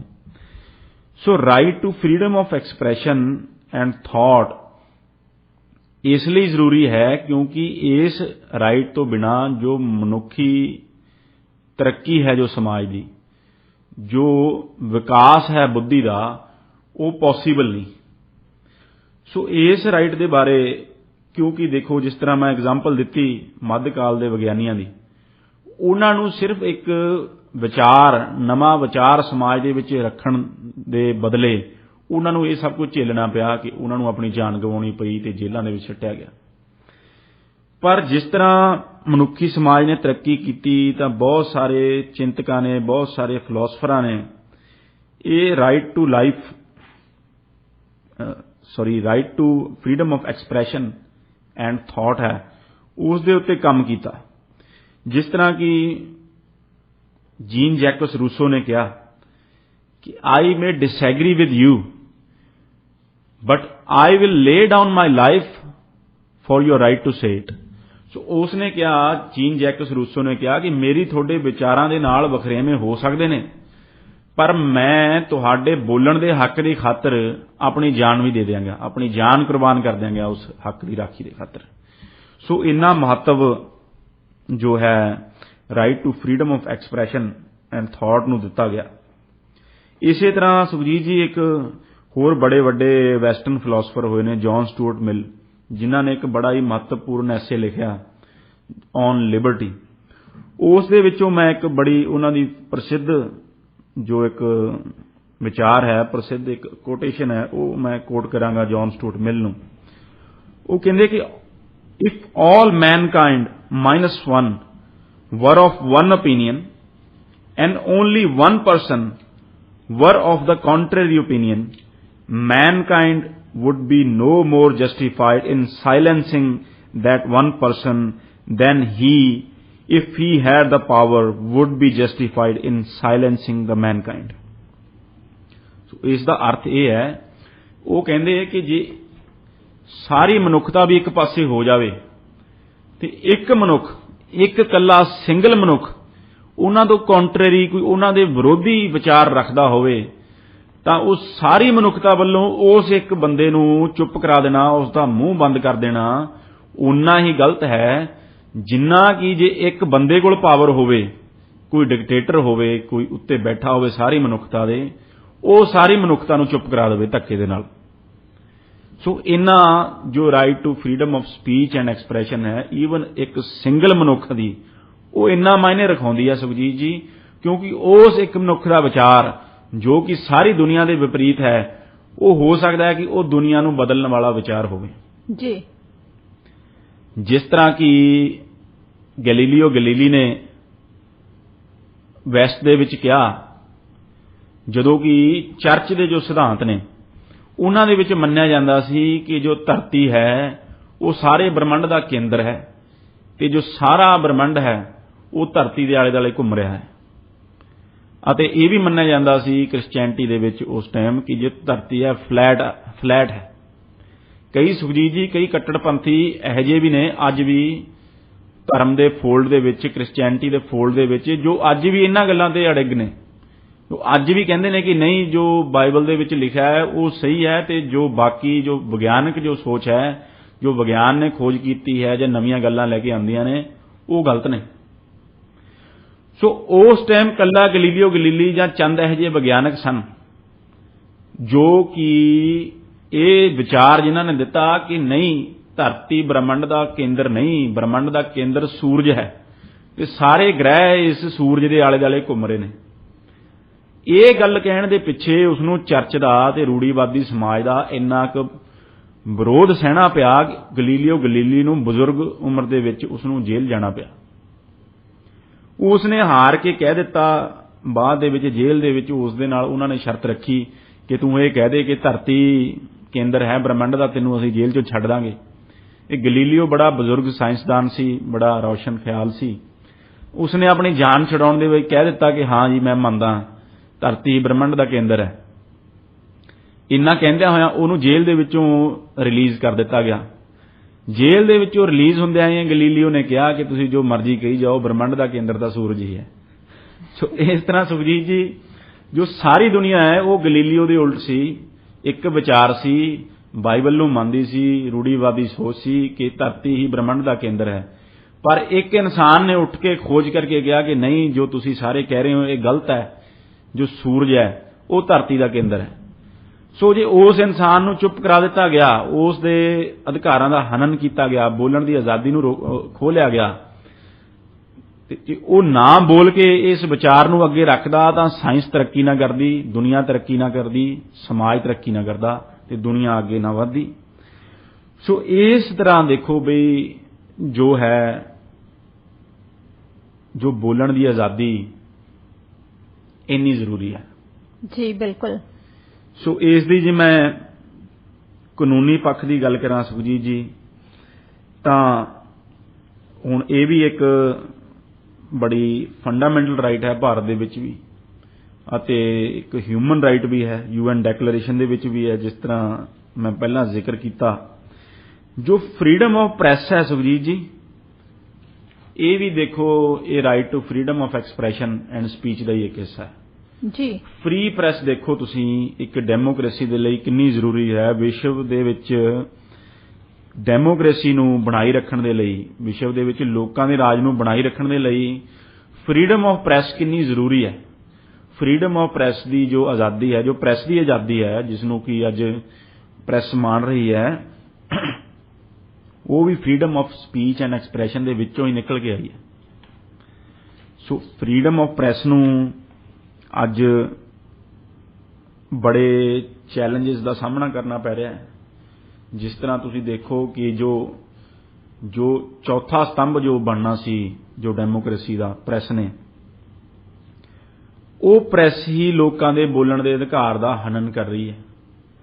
ਜਿਸ ਤਰ੍ਹਾਂ ਤੁਸੀਂ ਭਾਰਤ ਦੇ ਵਿੱਚ ਦੇਖੋ ਕਿ ਕਿਸਾਨਾਂ ਦੇ ਮੋਰਚੇ ਨੂੰ, ਸੰਯੁਕਤ ਕਿਸਾਨ ਮੋਰਚੇ ਨੂੰ, ਤੇ ਜੋ ਕਿਸਾਨਾਂ ਨੇ 1 ਸਾਲ ਦਾ ਜੋ ਬੜਾ ਹੀ ਡੈਮੋਕ੍ਰੈਟਿਕ ਪ੍ਰੋਟੈਸਟ ਆਪਣਾ ਚਲਾਇਆ, ਬਜਾਏ ਕਿ ਲੋਕਾਂ ਨੂੰ, ਕਿਸਾਨਾਂ ਨੂੰ ਆਵਾਜ਼ ਦੇਣ ਦੇ, ਬਜਾਏ ਕਿ ਉਹਨਾਂ ਨੂੰ ਕਵਰੇਜ ਦੇਣ ਦੇ, ਜੋ ਗੋਦੀ ਮੀਡੀਆ ਸੀ ਉਹ ਉਹਨਾਂ ਕਿਸਾਨਾਂ ਦੇ ਹੀ ਉਲਟ ਹੋ ਗਿਆ, ਉਹਨਾਂ ਨੂੰ ਬਦਨਾਮ ਕਰਨ ਲੱਗਿਆ, ਉਹਨਾਂ ਦੇ ਖਿਲਾਫ ਹਿੰਸਾ ਭੜਕਾਉਣ ਦੀ ਕੋਸ਼ਿਸ਼ ਕੀਤੀ, ਉਹਨਾਂ ਨੂੰ ਖਾਲਿਸਤਾਨੀ, ਅੱਤਵਾਦੀ, ਚੀਨੀ, ਪਾਕਿਸਤਾਨੀ, ਹੋਰ ਪਤਾ ਨਹੀਂ ਕੀ ਅੰਦੋਲਨ ਜੀਵੀ, ਮਵਾਲੀ, ਰੋਜ਼ ਨਵੇਂ-ਨਵੇਂ ਸ਼ਬਦ ਘੜ ਕੇ ਉਹਨਾਂ ਦੀ ਕਿਰਦਾਰਕੁਸ਼ੀ ਕੀਤੀ।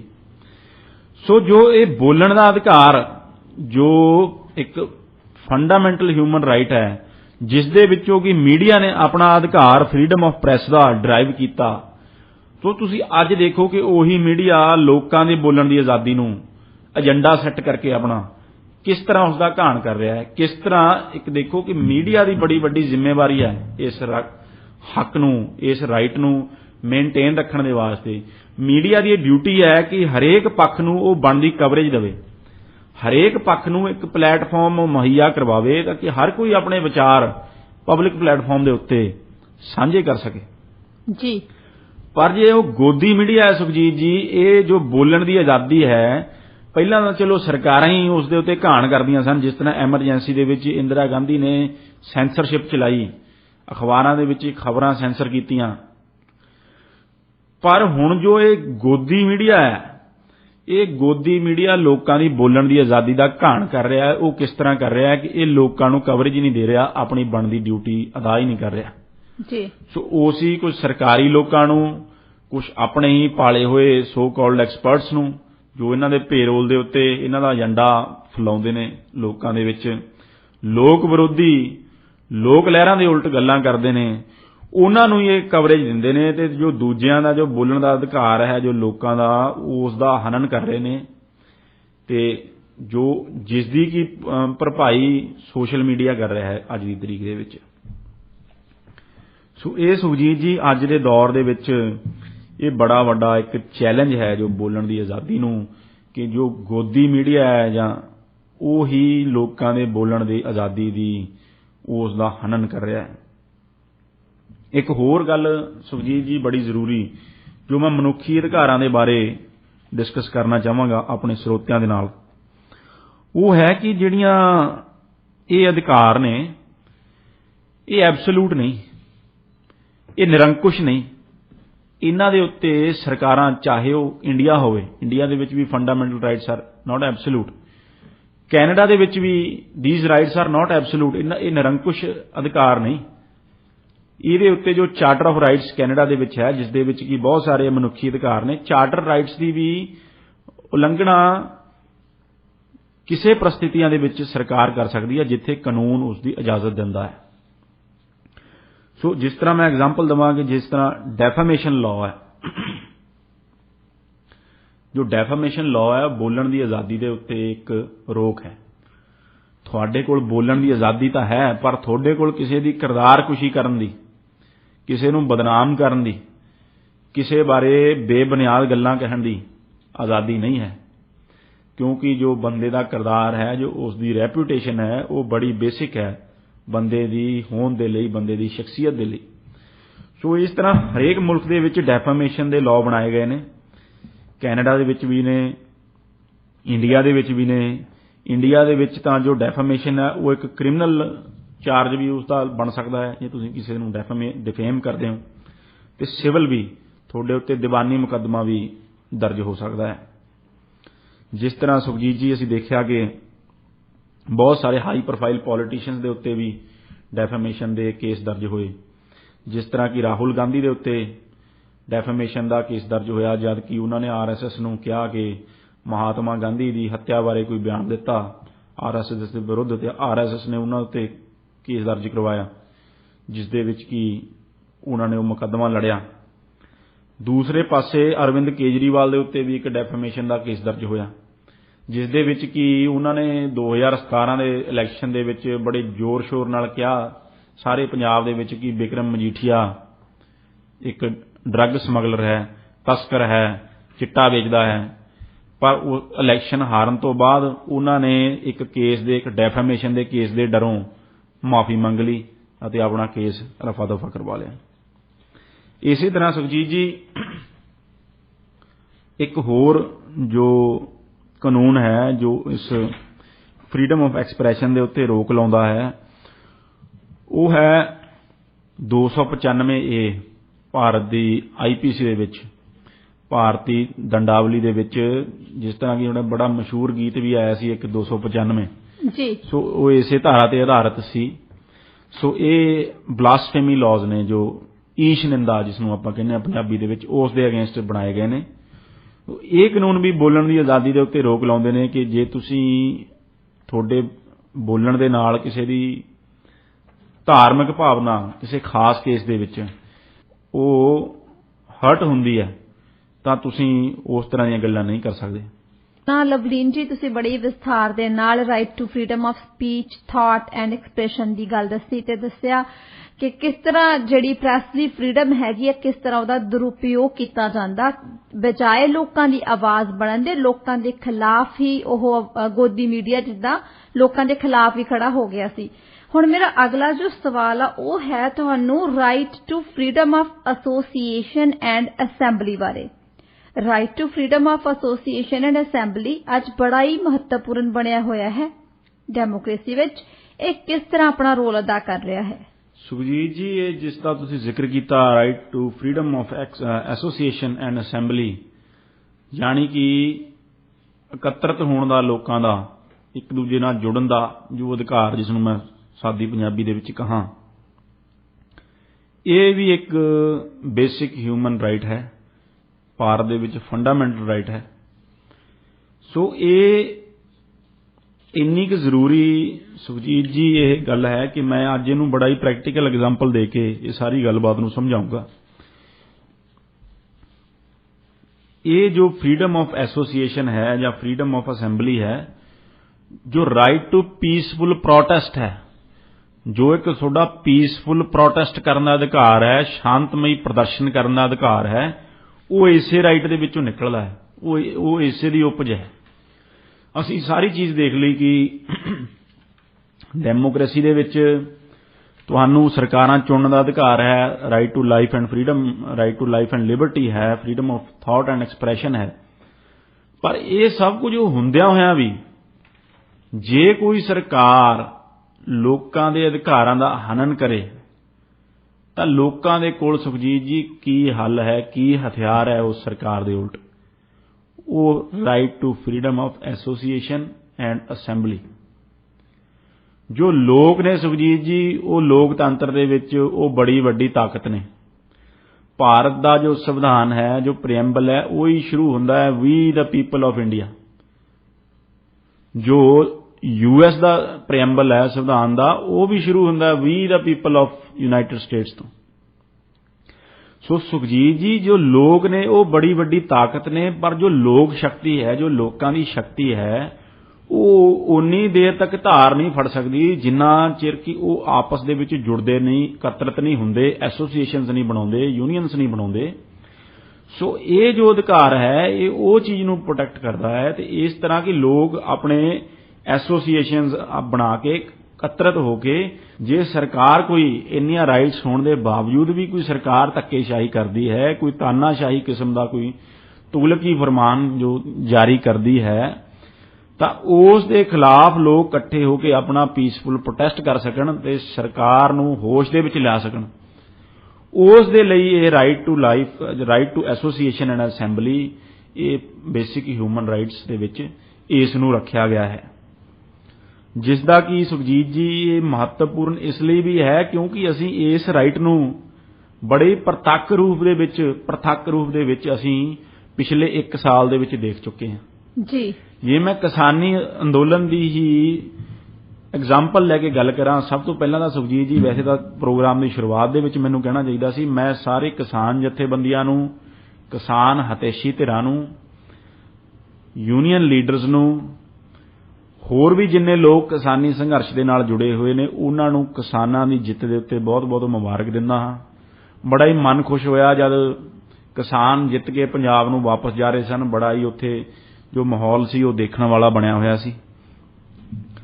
ਸੋ ਜੇ ਇਸ ਦੀ ਅਸੀਂ ਗੱਲ ਕਰੀਏ, ਜੇ ਅਸੀਂ ਇਸੇ ਐਗਜ਼ਾਮਪਲ ਨੂੰ ਮੈਂ ਚੱਕਾਂ, ਕਿਸਾਨੀ ਸੰਘਰਸ਼ ਨੂੰ ਹੀ ਚੱਕਾਂ, ਤਾਂ ਇਸ ਦੇ ਵਿੱਚ ਤੁਸੀਂ ਦੇਖੋ ਕਿ ਜੋ ਸੈਂਟਰਲ ਰੋਲ ਹੈ, ਜੋ ਫਾਰਮ ਯੂਨੀਅਨਸ ਨੇ ਉਹਨਾਂ ਨੇ ਪਲੇ ਕੀਤਾ।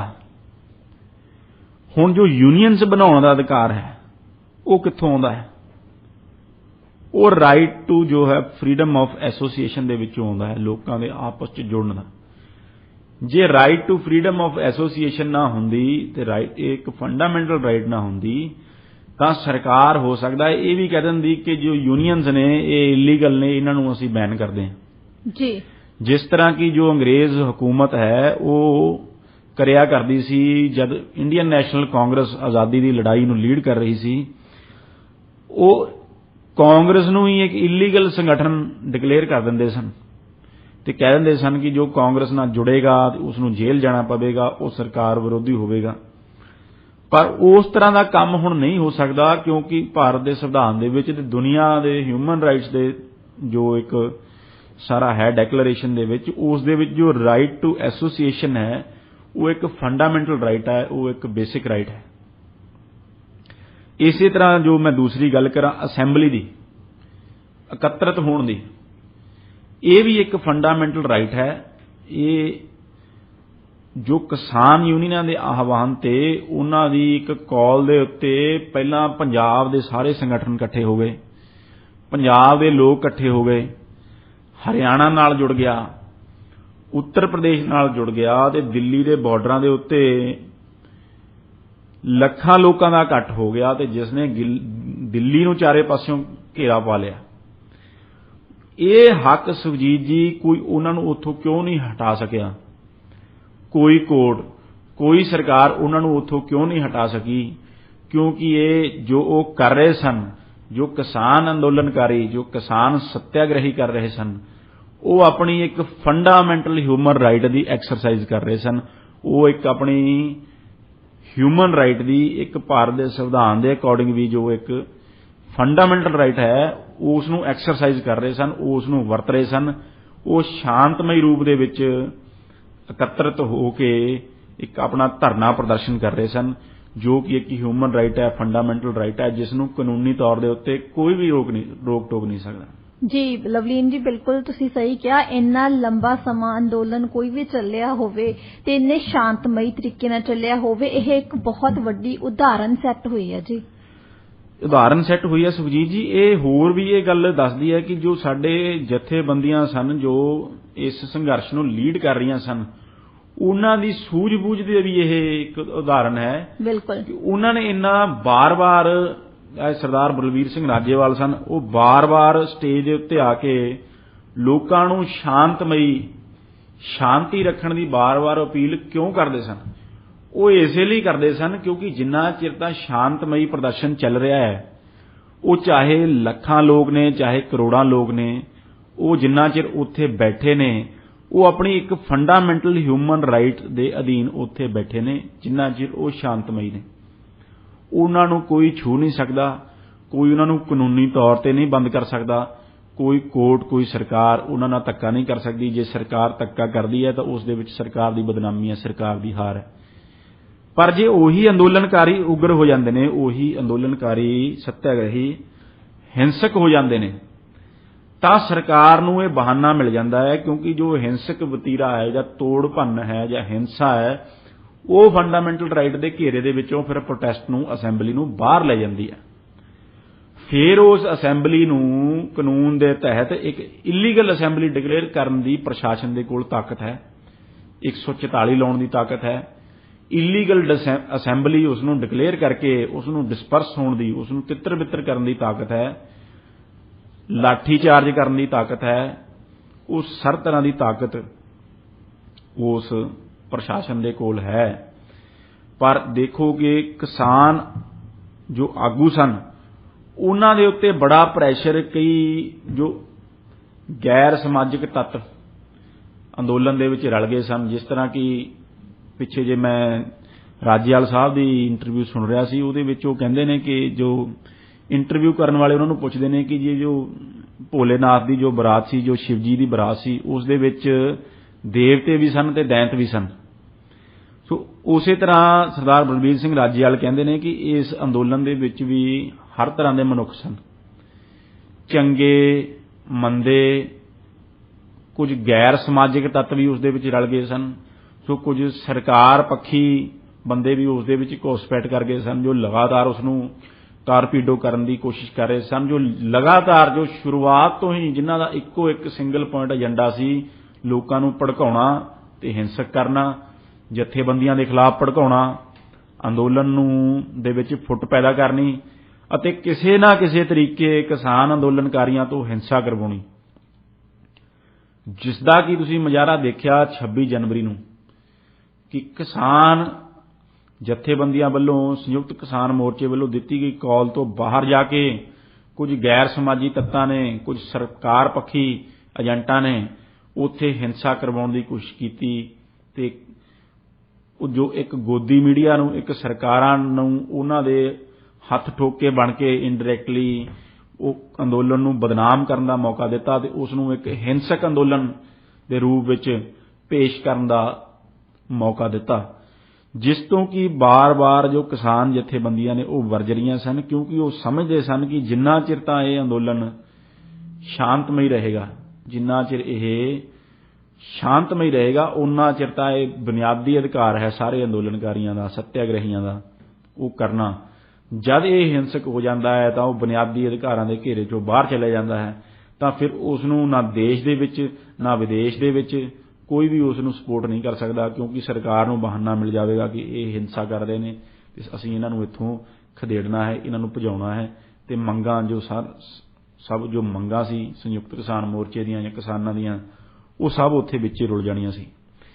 ਸੋ ਇਹ ਸੁਰਜੀਤ ਜੀ ਦੇਖੋ, ਤੁਸੀਂ ਸਮਝਣ ਵਾਲੀ ਗੱਲ ਹੈ, ਜੋ ਬੜੇ ਬਰੀਕ ਨੁਕਤੇ ਨੇ ਜੋ ਅਗਵਾਈ ਦੇ ਕੇ ਕਿਸਾਨ ਜਥੇਬੰਦੀਆਂ ਨੇ ਸਮਝੇ, ਕਿਉਂਕਿ ਉਹਨਾਂ ਕੋਲ 40-45 ਸਾਲ ਦਾ ਸਭ ਅੰਦੋਲਨ ਕਰਨ ਦਾ ਤਜਰਬਾ ਸੀ। ਸੋ ਉਹ ਇਹ ਸਾਰੀਆਂ ਗੱਲਾਂ ਜਾਣਦੇ ਸੀ। ਇਸ ਲਈ ਜੋ right to freedom of assembly and association ਹੈ, ਜਿਸ ਦਾ ਕਿ ਇੱਕ ਪਾਰਟ ਫਰੀडम ਆਫ ਪ੍ਰੋਟੈਸਟ ਹੈ, ਪੀਸਫੁਲ ਪ੍ਰੋਟੈਸਟ ਕਰਨ ਦੀ ਜੋ ਆਜ਼ਾਦੀ ਹੈ, ਸੋ ਉਸ ਦਾ ਜੋ ਇਸਤੇਮਾਲ ਹੈ ਉਹ ਇੱਕ ਹਥਿਆਰ ਦੇ ਰੂਪ ਵਿੱਚ ਕਿਸਾਨ ਜਥੇਬੰਦੀਆਂ ਨੇ, ਕਿਸਾਨਾਂ ਨੇ, ਸੱਤਿਆਗ੍ਰਹੀਆਂ ਨੇ, ਸਾਰਿਆਂ ਨੇ ਕੀਤਾ ਅਤੇ ਇੱਕ ਉਸ ਸਰਕਾਰ ਨੂੰ ਝੁਕਾਇਆ ਜੋ ਕਹਿੰਦੀ ਸੀ ਕਿ ਅਸੀਂ ਝੁਕਣਾ ਨਹੀਂ ਜਾਣਦੇ। ਉਸ ਸਰਕਾਰ ਨੂੰ ਝੁਕਾਇਆ ਜਿਸ ਦੇ ਕੋਲ ਕਿ ਐਬਸੋਲੂਟ ਮੈਜੋਰਿਟੀ ਸੀ। ਜਿਸ ਤਰ੍ਹਾਂ ਕਿ ਮੈਂ ਸ਼ੁਰੂਆਤ ਦੇ ਵਿੱਚ ਜ਼ਿਕਰ ਕੀਤਾ ਕਿ ਲੋਕਾਂ ਦੇ ਕੋਲੇ ਆਪਣੀ ਆਵਾਜ਼ ਬੁਲੰਦ ਕਰਨ ਦੇ ਲਈ ਬੜਾ ਵੱਡਾ ਇੱਕ ਹਥਿਆਰ ਹੈ। ਸੋ ਉਸ ਹਥਿਆਰ ਨੂੰ ਵਰਤਣਾ ਕਿਵੇਂ ਹੈ, ਇਹ ਕਿਸਾਨ ਜਥੇਬੰਦੀਆਂ ਨੇ, ਸੰਯੁਕਤ ਕਿਸਾਨ ਮੋਰਚੇ ਨੇ ਪ੍ਰਤੱਖ ਰੂਪ ਦੇ ਵਿੱਚ ਦੁਨੀਆ ਨੂੰ ਦਿਖਾਇਆ ਕਿ ਇੱਕ ਪੀਸਫੁਲ ਪ੍ਰੋਟੈਸਟ, ਇੱਕ ਇਹੋ ਜਿਹੀ ਸਰਕਾਰ ਦੇ ਉਲਟ ਜੋ ਕਿ ਆਲ ਪਾਵਰਫੁਲ ਹੈ, ਪਾਰਲੀਮੈਂਟ ਦੇ ਵਿੱਚ ਜਿਸ ਦੀ ਮੈਜੋਰਿਟੀ ਹੈ, ਜਿਸ ਦਾ ਦਬਦਬਾ ਹੈ, ਜਿਸ ਦੇ ਖਿਲਾਫ ਵੀ ਆਪੋਜੀਸ਼ਨ ਪਾਰਟੀ ਬੋਲਣ ਨੂੰ ਤਿਆਰ ਨਹੀਂ, ਜਿਸ ਦੇ ਅੱਗੇ ਕਿ ਇਹ ਜਾਪਦਾ ਹੈ ਕਿ ਜੋ ਨਿਆਇਕ ਪ੍ਰਣਾਲੀ ਹੈ ਉਹ ਵੀ ਗੋਡੇ ਟੇਕ ਚੁੱਕੀ ਹੈ, ਉੱਥੋਂ ਵੀ ਨਿਆਂ ਦੀ ਕੋਈ ਆਸ ਨਹੀਂ। ਪਰ ਜੋ ਲੋਕ ਨੇ ਲੋਕਤੰਤਰ ਦੇ ਵਿੱਚ, ਉਹ ਬਹੁਤ ਵੱਡੀ ਤਾਕਤ ਨੇ। ਉਹ ਵੱਡੀ ਤਾਕਤ ਇਸ ਲਈ ਨੇ ਕਿਉਂਕਿ ਉਹ they have the right of freedom of association, assembly and peaceful protest. Lovleen ji ਨੇ ਬਹੁਤ ਹੀ ਵਿਸਥਾਰ ਦੇ ਨਾਲ right to freedom of association and assembly ਬਾਰੇ ਦੱਸਿਆ ਤੇ ਇਸ ਦੀ ਬਹੁਤ ਹੀ ਇੱਕ ਐਗਜ਼ਾਮਪਲ ਦਿੱਤੀ ਕਿਸਾਨ ਅੰਦੋਲਨ ਦੀ ਕਿ ਕਿਸ ਤਰ੍ਹਾਂ ਕਿਸਾਨ ਅੰਦੋਲਨ ਦੇ ਵਿੱਚ ਕਿਸਾਨ ਜਥੇਬੰਦੀਆਂ ਨੇ ਇਸ ਰਾਈਟ ਨੂੰ ਐਕਸਰਸਾਈਜ਼ ਕੀਤਾ ਤੇ ਫਿਰ ਉਹਨਾਂ ਨੇ ਜਿੱਤ ਵੀ ਪ੍ਰਾਪਤ ਕੀਤੀ। ਲਵਲੀਨ ਜੀ, ਮੇਰਾ ਅਗਲਾ ਸਵਾਲ ਜੋ ਹੈ ਉਹ ਹੈ ਧਾਰਮਿਕ ਆਜ਼ਾਦੀ ਬਾਰੇ। ਧਾਰਮਿਕ ਆਜ਼ਾਦੀ ਭਾਰਤ ਅਤੇ ਕੈਨੇਡਾ ਵਰਗੇ ਮੁਲਕਾਂ ਵਿੱਚ ਜਿੱਥੇ ਕਿ ਵੱਖ-ਵੱਖ ਧਰਮਾਂ ਦੇ ਲੋਕ ਰਹਿੰਦੇ ਨੇ, ਇਹ ਬੜੀ ਜ਼ਰੂਰੀ ਹੈ। ਧਾਰਮਿਕ ਆਜ਼ਾਦੀ ਹਿਊਮਨ ਰਾਈਟਸ ਦਾ ਹਿੱਸਾ ਹੈ ਜਾਂ ਨਹੀਂ? ਸੁਖਜੀਤ ਜੀ, ਇਹ ਤੁਸੀਂ ਬੜਾ ਮਹੱਤਵਪੂਰਨ ਸਵਾਲ ਕੀਤਾ, ਜੋ ਕਿ ਅੱਜ ਤਾਂ ਮਹੱਤਵਪੂਰਨ ਹੈ ਹੀ ਸਮਾਜ ਦੇ ਵਿੱਚ ਬਣਿਆ ਹੋਇਆ, ਬਲਕਿ ਇਹ ਸਦੀਆਂ ਤੋਂ ਇਹ ਈਵਨ ਕਿ ਜਦ ਹਿਊਮਨ ਰਾਈਟਸ ਨਾਮ ਦਾ ਕੋਈ ਕਨਸੈਪਟ ਨਹੀਂ ਵੀ ਆਇਆ ਸੀ, ਉਦੋਂ ਤੋਂ ਇਹ ਜੋ ਧਾਰਮਿਕ ਆਜ਼ਾਦੀ ਹੈ ਇਹ ਇੱਕ ਬੜਾ ਜ਼ਰੂਰੀ ਪੱਖ ਹੈ, ਬੜਾ ਜ਼ਰੂਰੀ ਰਾਈਟ ਹੈ, ਜੋ ਉਸ ਸਮੇਂ ਤੋਂ ਹੀ ਚਰਚਾ ਦੇ ਵਿੱਚ ਹੈ। ਜੇ ਅਸੀਂ ਧਾਰਮਿਕ ਆਜ਼ਾਦੀ ਦੀ ਗੱਲ ਕਰੀਏ ਤਾਂ ਧਾਰਮਿਕ ਆਜ਼ਾਦੀ ਦਾ ਹੱਕ ਬੇਸ਼ੱਕ ਹੀ ਇਸ ਵਿਸ਼ਵ ਦੇ ਵਿੱਚ ਪਿਛਲੇ ਥੋੜੇ ਹੀ ਸਮੇਂ ਤੋਂ, ਕਹਿ ਲਓ ਕਿ ਕੁਝ ਸਦੀਆਂ ਤੋਂ ਚਰਚਾ ਦੇ ਵਿੱਚ ਆਇਆ ਹੈ। ਪਰ ਜੇ ਮੈਂ ਭਾਰਤ ਦੀ ਗੱਲ ਕਰਾਂ ਤਾਂ ਜੋ right to freedom of religion ਹੈ, ਇਸ ਦਾ ਹਜ਼ਾਰਾਂ ਸਾਲ ਪੁਰਾਣਾ ਭਾਰਤ ਦੇ ਵਿੱਚ ਇਤਿਹਾਸ ਹੈ। ਜੇ ਮੈਂ ਬਹੁਤਾ ਪਿੱਛੇ ਨਾ ਜਾਵਾਂ, ਜੇ ਮੈਂ ਸਮਰਾਟ ਅਸ਼ੋਕ ਦੇ ਹੀ ਸਮੇਂ ਤੇ ਜਾਵਾਂ, ਸਮਰਾਟ ਅਸ਼ੋਕ ਨੇ ਆਪਣੇ ਰਾਜ ਭਾਗ ਦੇ ਦੌਰਾਨ ਜੋ ਸਾਰੇ ਧਰਮ ਸਨ, ਉਸ ਟਾਈਮ 4 ਪ੍ਰਮੁੱਖ ਫਿਰਕੇ ਸਨ, ਉਹਨਾਂ ਨੂੰ ਪੂਰੀ ਆਜ਼ਾਦੀ ਦਿੱਤੀ ਹੋਈ ਸੀ। ਹਾਲਾਂਕਿ ਉਹ ਆਪ ਬੌਧ ਧਰਮ ਦੇ ਅਨੁਯਾਈ ਸਨ, ਉਹ ਬੌਧ ਧਰਮ ਅਪਣਾ ਚੁੱਕੇ ਸਨ, ਪਰ ਉਹ ਸਾਰੇ ਧਰਮਾਂ ਨੂੰ, ਚਾਹੇ ਉਸ ਟਾਈਮ ਆਜੀਵਿਕਾ ਸਨ, ਚਾਹੇ ਉਹ ਬੌਧ ਸਨ, ਜੈਨ ਸਨ ਜਾਂ ਹਿੰਦੂ ਸਨਾਤਨ ਧਰਮ ਨੂੰ ਮੰਨਣ ਵਾਲੇ ਸਨ, ਉਹ ਸਾਰਿਆਂ ਨੂੰ ਹੀ ਇੱਕ ਨਿਗਾਹ ਨਾਲ ਦੇਖਦੇ ਸੀ। ਉਹਨਾਂ ਨੇ ਆਜੀਵਿਕਾਜ਼ ਨੂੰ ਵੀ ਕੁਝ ਗੁਫਾਵਾਂ ਬਣਾ ਕੇ ਦਿੱਤੀਆਂ, ਆਪਣਾ ਧਰਮ ਉਹਦਾ ਪ੍ਰਚਾਰ ਤੇ ਪ੍ਰਸਾਰ ਕਰਨ ਦੀ ਖੁੱਲ੍ਹ ਦਿੱਤੀ। ਇਸੇ ਤਰ੍ਹਾਂ ਜੇ ਤੁਸੀਂ ਸ਼ਹਿਨਸ਼ਾਹ ਅਕਬਰ ਦੀ ਗੱਲ ਕਰੋ, ਉਹਨਾਂ ਨੇ ਵੀ ਭਾਰਤ ਦੇ ਇਤਿਹਾਸ ਵਿੱਚ ਇੱਕ ਧਾਰਮਿਕ ਆਜ਼ਾਦੀ ਨੂੰ ਲੈ ਕੇ ਇੱਕ ਬੜਾ ਉਦਾਰ ਰੁਖ ਅਪਣਾਇਆ। ਉਹਨਾਂ ਨੇ ਇਬਾਦਤਖਾਨਾ ਬਣਾਇਆ, ਸਾਰੇ ਧਰਮਾਂ ਨੂੰ ਆਜ਼ਾਦੀ ਦਿੱਤੀ ਤੇ ਹਿੰਦੂ ਧਰਮ ਨੂੰ ਤੇ ਹੋਰ ਗੈਰ ਇਸਲਾਮਿਕ ਧਰਮਾਂ ਨੂੰ ਜੋ ਜਜ਼ੀਆ ਦੇਣਾ ਪੈਂਦਾ ਸੀ, ਜੋ ਟੈਕਸ ਦੇਣੇ ਪੈਂਦੇ ਸੀ ਆਪਣੇ ਧਾਰਮਿਕ ਸਥਾਨਾਂ ਦੀ ਯਾਤਰਾ ਕਰਨ ਦੀ, ਜੀ ਉਹ ਟੈਕਸ ਹਟਾਏ ਅਤੇ ਧਾਰਮਿਕ ਆਜ਼ਾਦੀ ਦੀ ਭਾਰਤ ਦੇ ਵਿੱਚ ਇੱਕ ਵਾਰ ਫੇਰ ਖੁੱਲ੍ਹ ਦਿੱਤੀ। ਚਾਹੇ ਫਿਰ ਤੁਸੀਂ ਮਹਾਰਾਜਾ ਰਣਜੀਤ ਸਿੰਘ ਤੇ ਆਓ, ਉਹਨਾਂ ਨੇ ਵੀ ਆਪਣੇ ਰਾਜ ਦੇ ਵਿੱਚ ਚਾਹੇ ਉਹ ਮੰਦਿਰ ਹੋਣ, ਚਾਹੇ ਉਹ ਮਸਜਿਦਾਂ ਹੋਣ, ਚਾਹੇ ਗੁਰਦੁਆਰੇ ਹੋਣ, ਸਾਰਿਆਂ ਨੂੰ ਹੀ ਬਰਾਬਰ ਦੇਖ ਕੇ ਸਾਰਿਆਂ ਨੂੰ ਉਹਨਾਂ ਨੂੰ ਬਰਾਬਰ ਆਪਣੇ ਖਜ਼ਾਨੇ ਦੇ ਵਿੱਚੋਂ ਮਾਲੀ ਮਦਦ ਦਿੱਤੀ। ਇਸੇ ਤਰ੍ਹਾਂ ਸੁਖਜੀਤ ਜੀ ਫਿਰ ਦੁਨੀਆ ਦੇ ਵਿੱਚ, ਇਹ ਤਾਂ ਭਾਰਤ ਦੇ ਸੰਦਰਭ ਵਿੱਚ ਦੇਖੋ ਹਜ਼ਾਰ ਸਾਲ ਦਾ ਪੁਰਾਣਾ ਜੋ ਧਾਰਮਿਕ ਆਜ਼ਾਦੀ ਦਾ ਇੱਕ ਲੀਗੇਸੀ ਚੱਲੀ ਆਉਂਦੀ ਹੈ, ਜੋ ਕਿ ਅਸੀਂ ਫੋਲੋ ਕਰ ਰਹੇ ਹਾਂ। ਸੋ ਦੁਨੀਆ ਦੇ ਵਿੱਚ ਵੀ ਸੁਖਜੀਤ ਜੀ ਧਾਰਮਿਕ ਆਜ਼ਾਦੀ ਬੜੀ ਜ਼ਰੂਰੀ ਹੈ, ਕਿਉਂਕਿ ਦੁਨੀਆ ਦਾ ਸਾਰਾ ਹੀ ਇਤਿਹਾਸ ਜੋ ਹੈ ਪਰਸੀਕਿਊਸ਼ਨ ਦੇ ਨਾਲ ਭਰਿਆ ਪਿਆ ਹੈ, ਧਾਰਮਿਕ ਬੇਸ ਦੇ ਉੱਤੇ ਪਰਸੀਕਿਊਸ਼ਨ ਨਾਲ ਭਰਿਆ ਪਿਆ ਹੈ। ਜੇ ਤੁਸੀਂ ਵੈਸਟ ਦੀ ਹਿਸਟਰੀ ਦੀ ਗੱਲ ਕਰੋ, ਚਾਹੇ ਤਾਂ ਉਹ ਕ੍ਰਿਸਚੀਅਨਿਟੀ ਦੇ ਆਉਣ ਤੋਂ ਪਹਿਲਾਂ ਜੋ ਇੱਕ ਰੋਮਨਸ ਦਾ ਪੈਗਨ ਰਿਲੀਜਨ ਸੀ, ਜੋ ਮੂਰਤੀਆਂ ਦੀ, ਹੋਰ ਦੇਵੀ ਦੇਵਤਿਆਂ ਦੀ ਉਹ ਪੂਜਾ ਕਰਦੇ ਸਨ, ਉਹ ਪੈਗਨ ਰਿਲੀਜਨ ਨੇ ਕ੍ਰਿਸਚੀਅਨਿਟੀ ਨੂੰ ਸਿਰਫ ਇਸ ਲਈ ਕਿ ਉਹ ਇੱਕ ਰੱਬ ਦੇ ਵਿੱਚ ਯਕੀਨ ਕਰਦੇ ਨੇ, ਉਹ ਉਹਨਾਂ ਦੇ ਦੇਵੀ ਦੇਵਤਿਆਂ 'ਚ ਯਕੀਨ ਨਹੀਂ ਕਰਦੇ।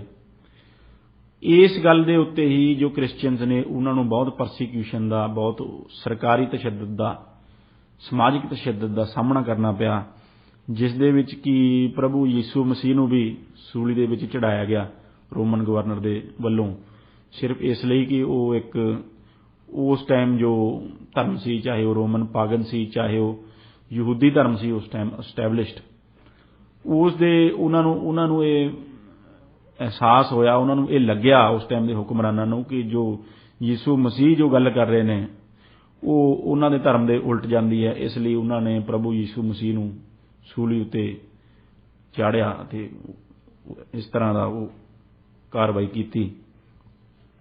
ਚਾਹੇ ਤੁਸੀਂ ਗੱਲ ਇਸਲਾਮ ਦੀ ਕਰੋ ਕਿ ਪ੍ਰੋਫੈਟ ਮੁਹੰਮਦ ਪੀਸ ਬੀ ਅਪਨ ਹਿਮ, ਉਹਨਾਂ ਨੇ ਜਦ ਅਰਬ ਮੁਲਕ ਦੇ ਵਿੱਚ ਉਹਨਾਂ ਨੇ ਆਪਣੇ ਕੁਰੈਸ਼ੀਆਂ ਦੇ ਕਬੀਲੇ ਦੇ ਵਿੱਚ ਜਦ ਉਹ ਵੀ ਇੱਕ ਟਾਈਮ ਵੱਖ-ਵੱਖ ਦੇਵੀ ਦੇਵਤਿਆਂ ਦੀ ਉਹ ਪੂਜਾ ਕਰਦੇ ਸਨ, ਉੱਥੇ ਕਾਬੇ ਦੇ ਵਿੱਚ ਬਹੁਤ ਸਾਰੇ ਉੱਥੇ ਬੁੱਤ ਪਏ ਸਨ।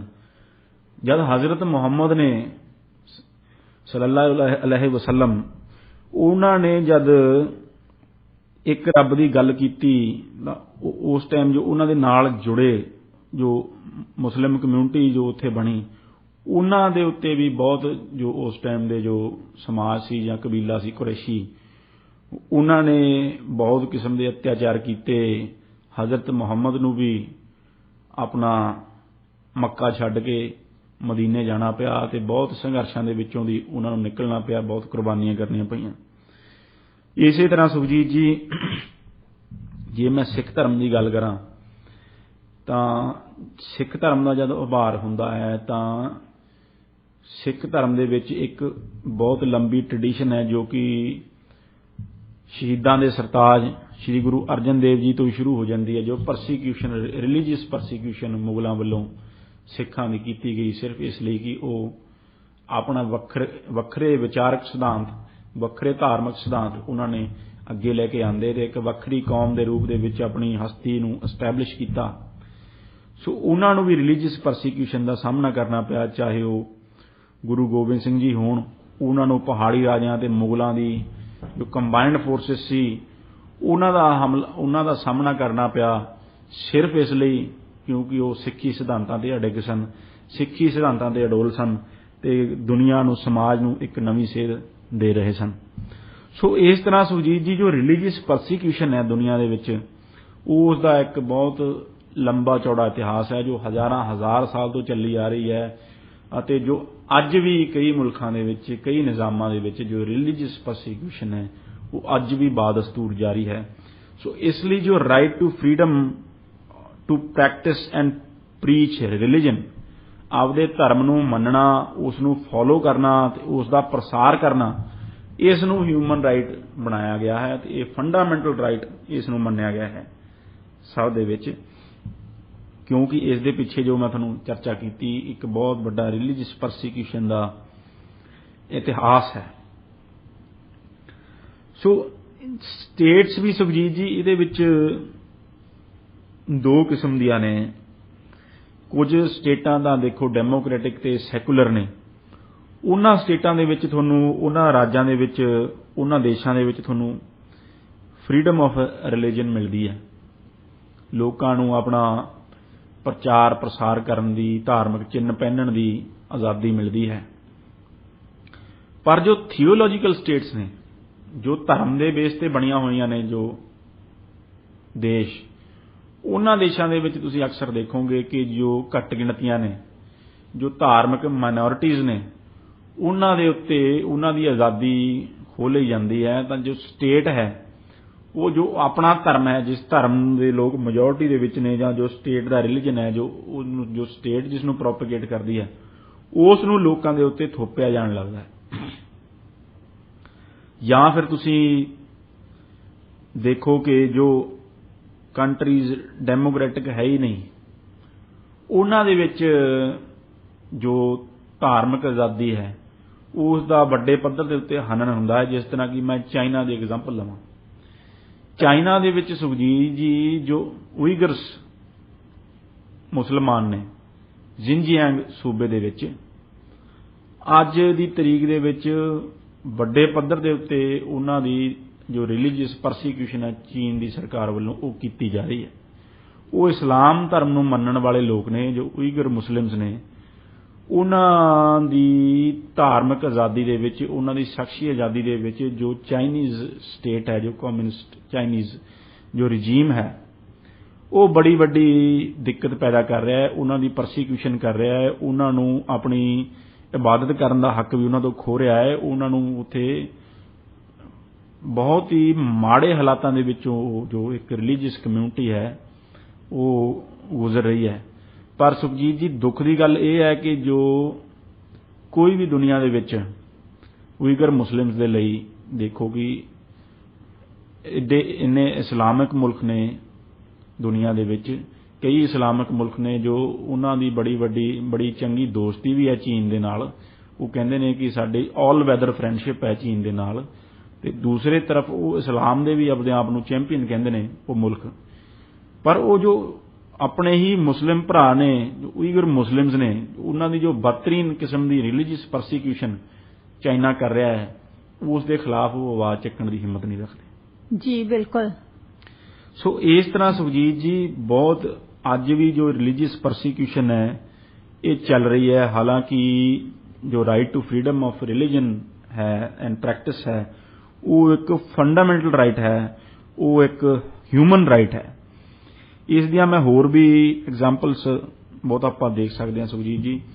ਜਿਸ ਤਰ੍ਹਾਂ ਜੇ ਅਸੀਂ ਕੈਨੇਡਾ ਦੀ ਗੱਲ ਕਰੀਏ ਜੀ ਜਾਂ ਪੱਛਮੀ ਮੁਲਕਾਂ ਦੀ ਗੱਲ ਕਰੀਏ ਤਾਂ ਉੱਥੇ ਵੀ ਇਹ ਜੋ right to freedom of religion ਹੈ ਇਹ ਇੱਕ ਬੜਾ ਵੱਡਾ ਮਸਲਾ ਬਣਿਆ ਹੋਇਆ ਹੈ। ਜਿਸ ਤਰ੍ਹਾਂ ਕਿ ਤੁਸੀਂ ਪਿਛਲੇ ਸਮੇਂ ਦੇ ਵਿੱਚ ਦੇਖੋ ਕਿ ਸਿੱਖ ਕਮਿਊਨਿਟੀ ਨੇ, ਸਿੱਖਾਂ ਨੇ ਦੁਨੀਆ ਦੇ ਵਿੱਚ ਆਪਣੇ ਧਾਰਮਿਕ ਚਿੰਨ੍ਹ ਪਹਿਨਣ ਲਈ ਇੱਕ ਬੜੀ ਵੱਡੀ ਲੜਾਈ ਲੜੀ ਹੈ ਜੀ।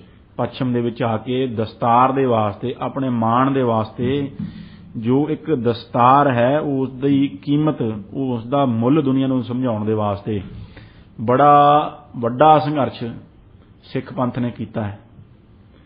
ਚਾਹੇ ਉਹ ਦਸਤਾਰ ਪਹਿਨ ਕੇ ਮੋਟਰਸਾਈਕਲ ਚਲਾਉਣਾ ਹੋਵੇ, ਚਾਹੇ ਉਹ ਦਸਤਾਰ ਪਾ ਕੇ ਫੌਜ ਦੇ ਵਿੱਚ ਭਰਤੀ ਹੋਣਾ ਹੋਵੇ, ਦਸਤਾਰ ਪਹਿਨ ਕੇ ਦਾੜੀ ਰੱਖ ਕੇ ਕਿਸੇ ਸਰਕਾਰੀ ਨੌਕਰੀ ਦੇ ਵਿੱਚ ਜਾਂ ਪਾਰਟਿਸਿਪੇਟ ਕਰਨਾ ਹੋਵੇ ਕਿਸੇ ਦੇ, ਇਹ ਜੋ ਹੱਕ ਨੇ ਬੜੇ ਸੰਘਰਸ਼ ਤੋਂ ਬਾਅਦ ਜੋ ਸਿੱਖ ਕੌਮ ਨੂੰ ਮਿਲੇ ਨੇ। ਕਿਉਂਕਿ ਸਿੱਖ ਕੌਮ ਇਹ ਇੱਥੇ ਪੱਛਮ ਦੇ ਵਿੱਚ ਇਹ ਸਮਝਾਉਣ ਦੇ ਵਿੱਚ ਕਾਮਯਾਬ ਹੋਈ ਹੈ ਕਿ ਜੋ ਦਸਤਾਰ ਪਹਿਨਣਾ ਤੇ ਦਾੜਾ ਪ੍ਰਕਾਸ਼ ਕਰਨਾ ਇਹ ਸਾਡੀ ਇੱਕ ਰਿਲੀਜੀਅਸ ਪ੍ਰੈਕਟਿਸ ਹੈ, ਇੱਕ ਸੈਂਟਰਲ ਸਾਡੇ ਧਰਮ ਦੀ ਇੱਕ ਮੰਗ ਹੈ ਆਪਣੇ ਧਾਰਮਿਕ ਚਿੰਨ੍ਹ ਪਹਿਨਣ ਦੀ। ਸੋ ਇਸ ਦੇ ਵਿੱਚ ਸਿੱਖਾਂ ਨੇ ਬੜੀ ਇਸ ਫਰੰਟ ਦੇ ਉੱਤੇ ਬੜੀ ਤਰੱਕੀ ਕੀਤੀ ਹੈ। ਬਹੁਤ ਸਾਰੀਆਂ ਸਿੱਖ ਜਥੇਬੰਦੀਆਂ ਨੇ ਇਸ ਦੇ ਉੱਤੇ ਵੱਡੀ ਘਾਲਣਾ ਘਾਲੀ ਹੈ, ਬਹੁਤ ਸਾਲਾਂ ਬੱਧੀ ਇਸ ਤੇ ਕੰਮ ਕੀਤਾ ਹੈ, ਤਾਂ ਅੱਜ ਜਾ ਕੇ ਪੱਛਮ ਦੇ ਵਿੱਚ ਜੋ ਸਿੱਖਾਂ ਨੂੰ ਮਾਣ ਮਿਲ ਰਿਹਾ ਹੈ ਜੀ, ਆਪਣੀ ਦਸਤਾਰ ਨੂੰ ਪਛਾਣ ਮਿਲ ਰਹੀ ਹੈ, ਸਿੱਖੀ ਸਰੂਪ ਨੂੰ ਪਹਿਚਾਣ ਮਿਲ ਰਹੀ ਹੈ।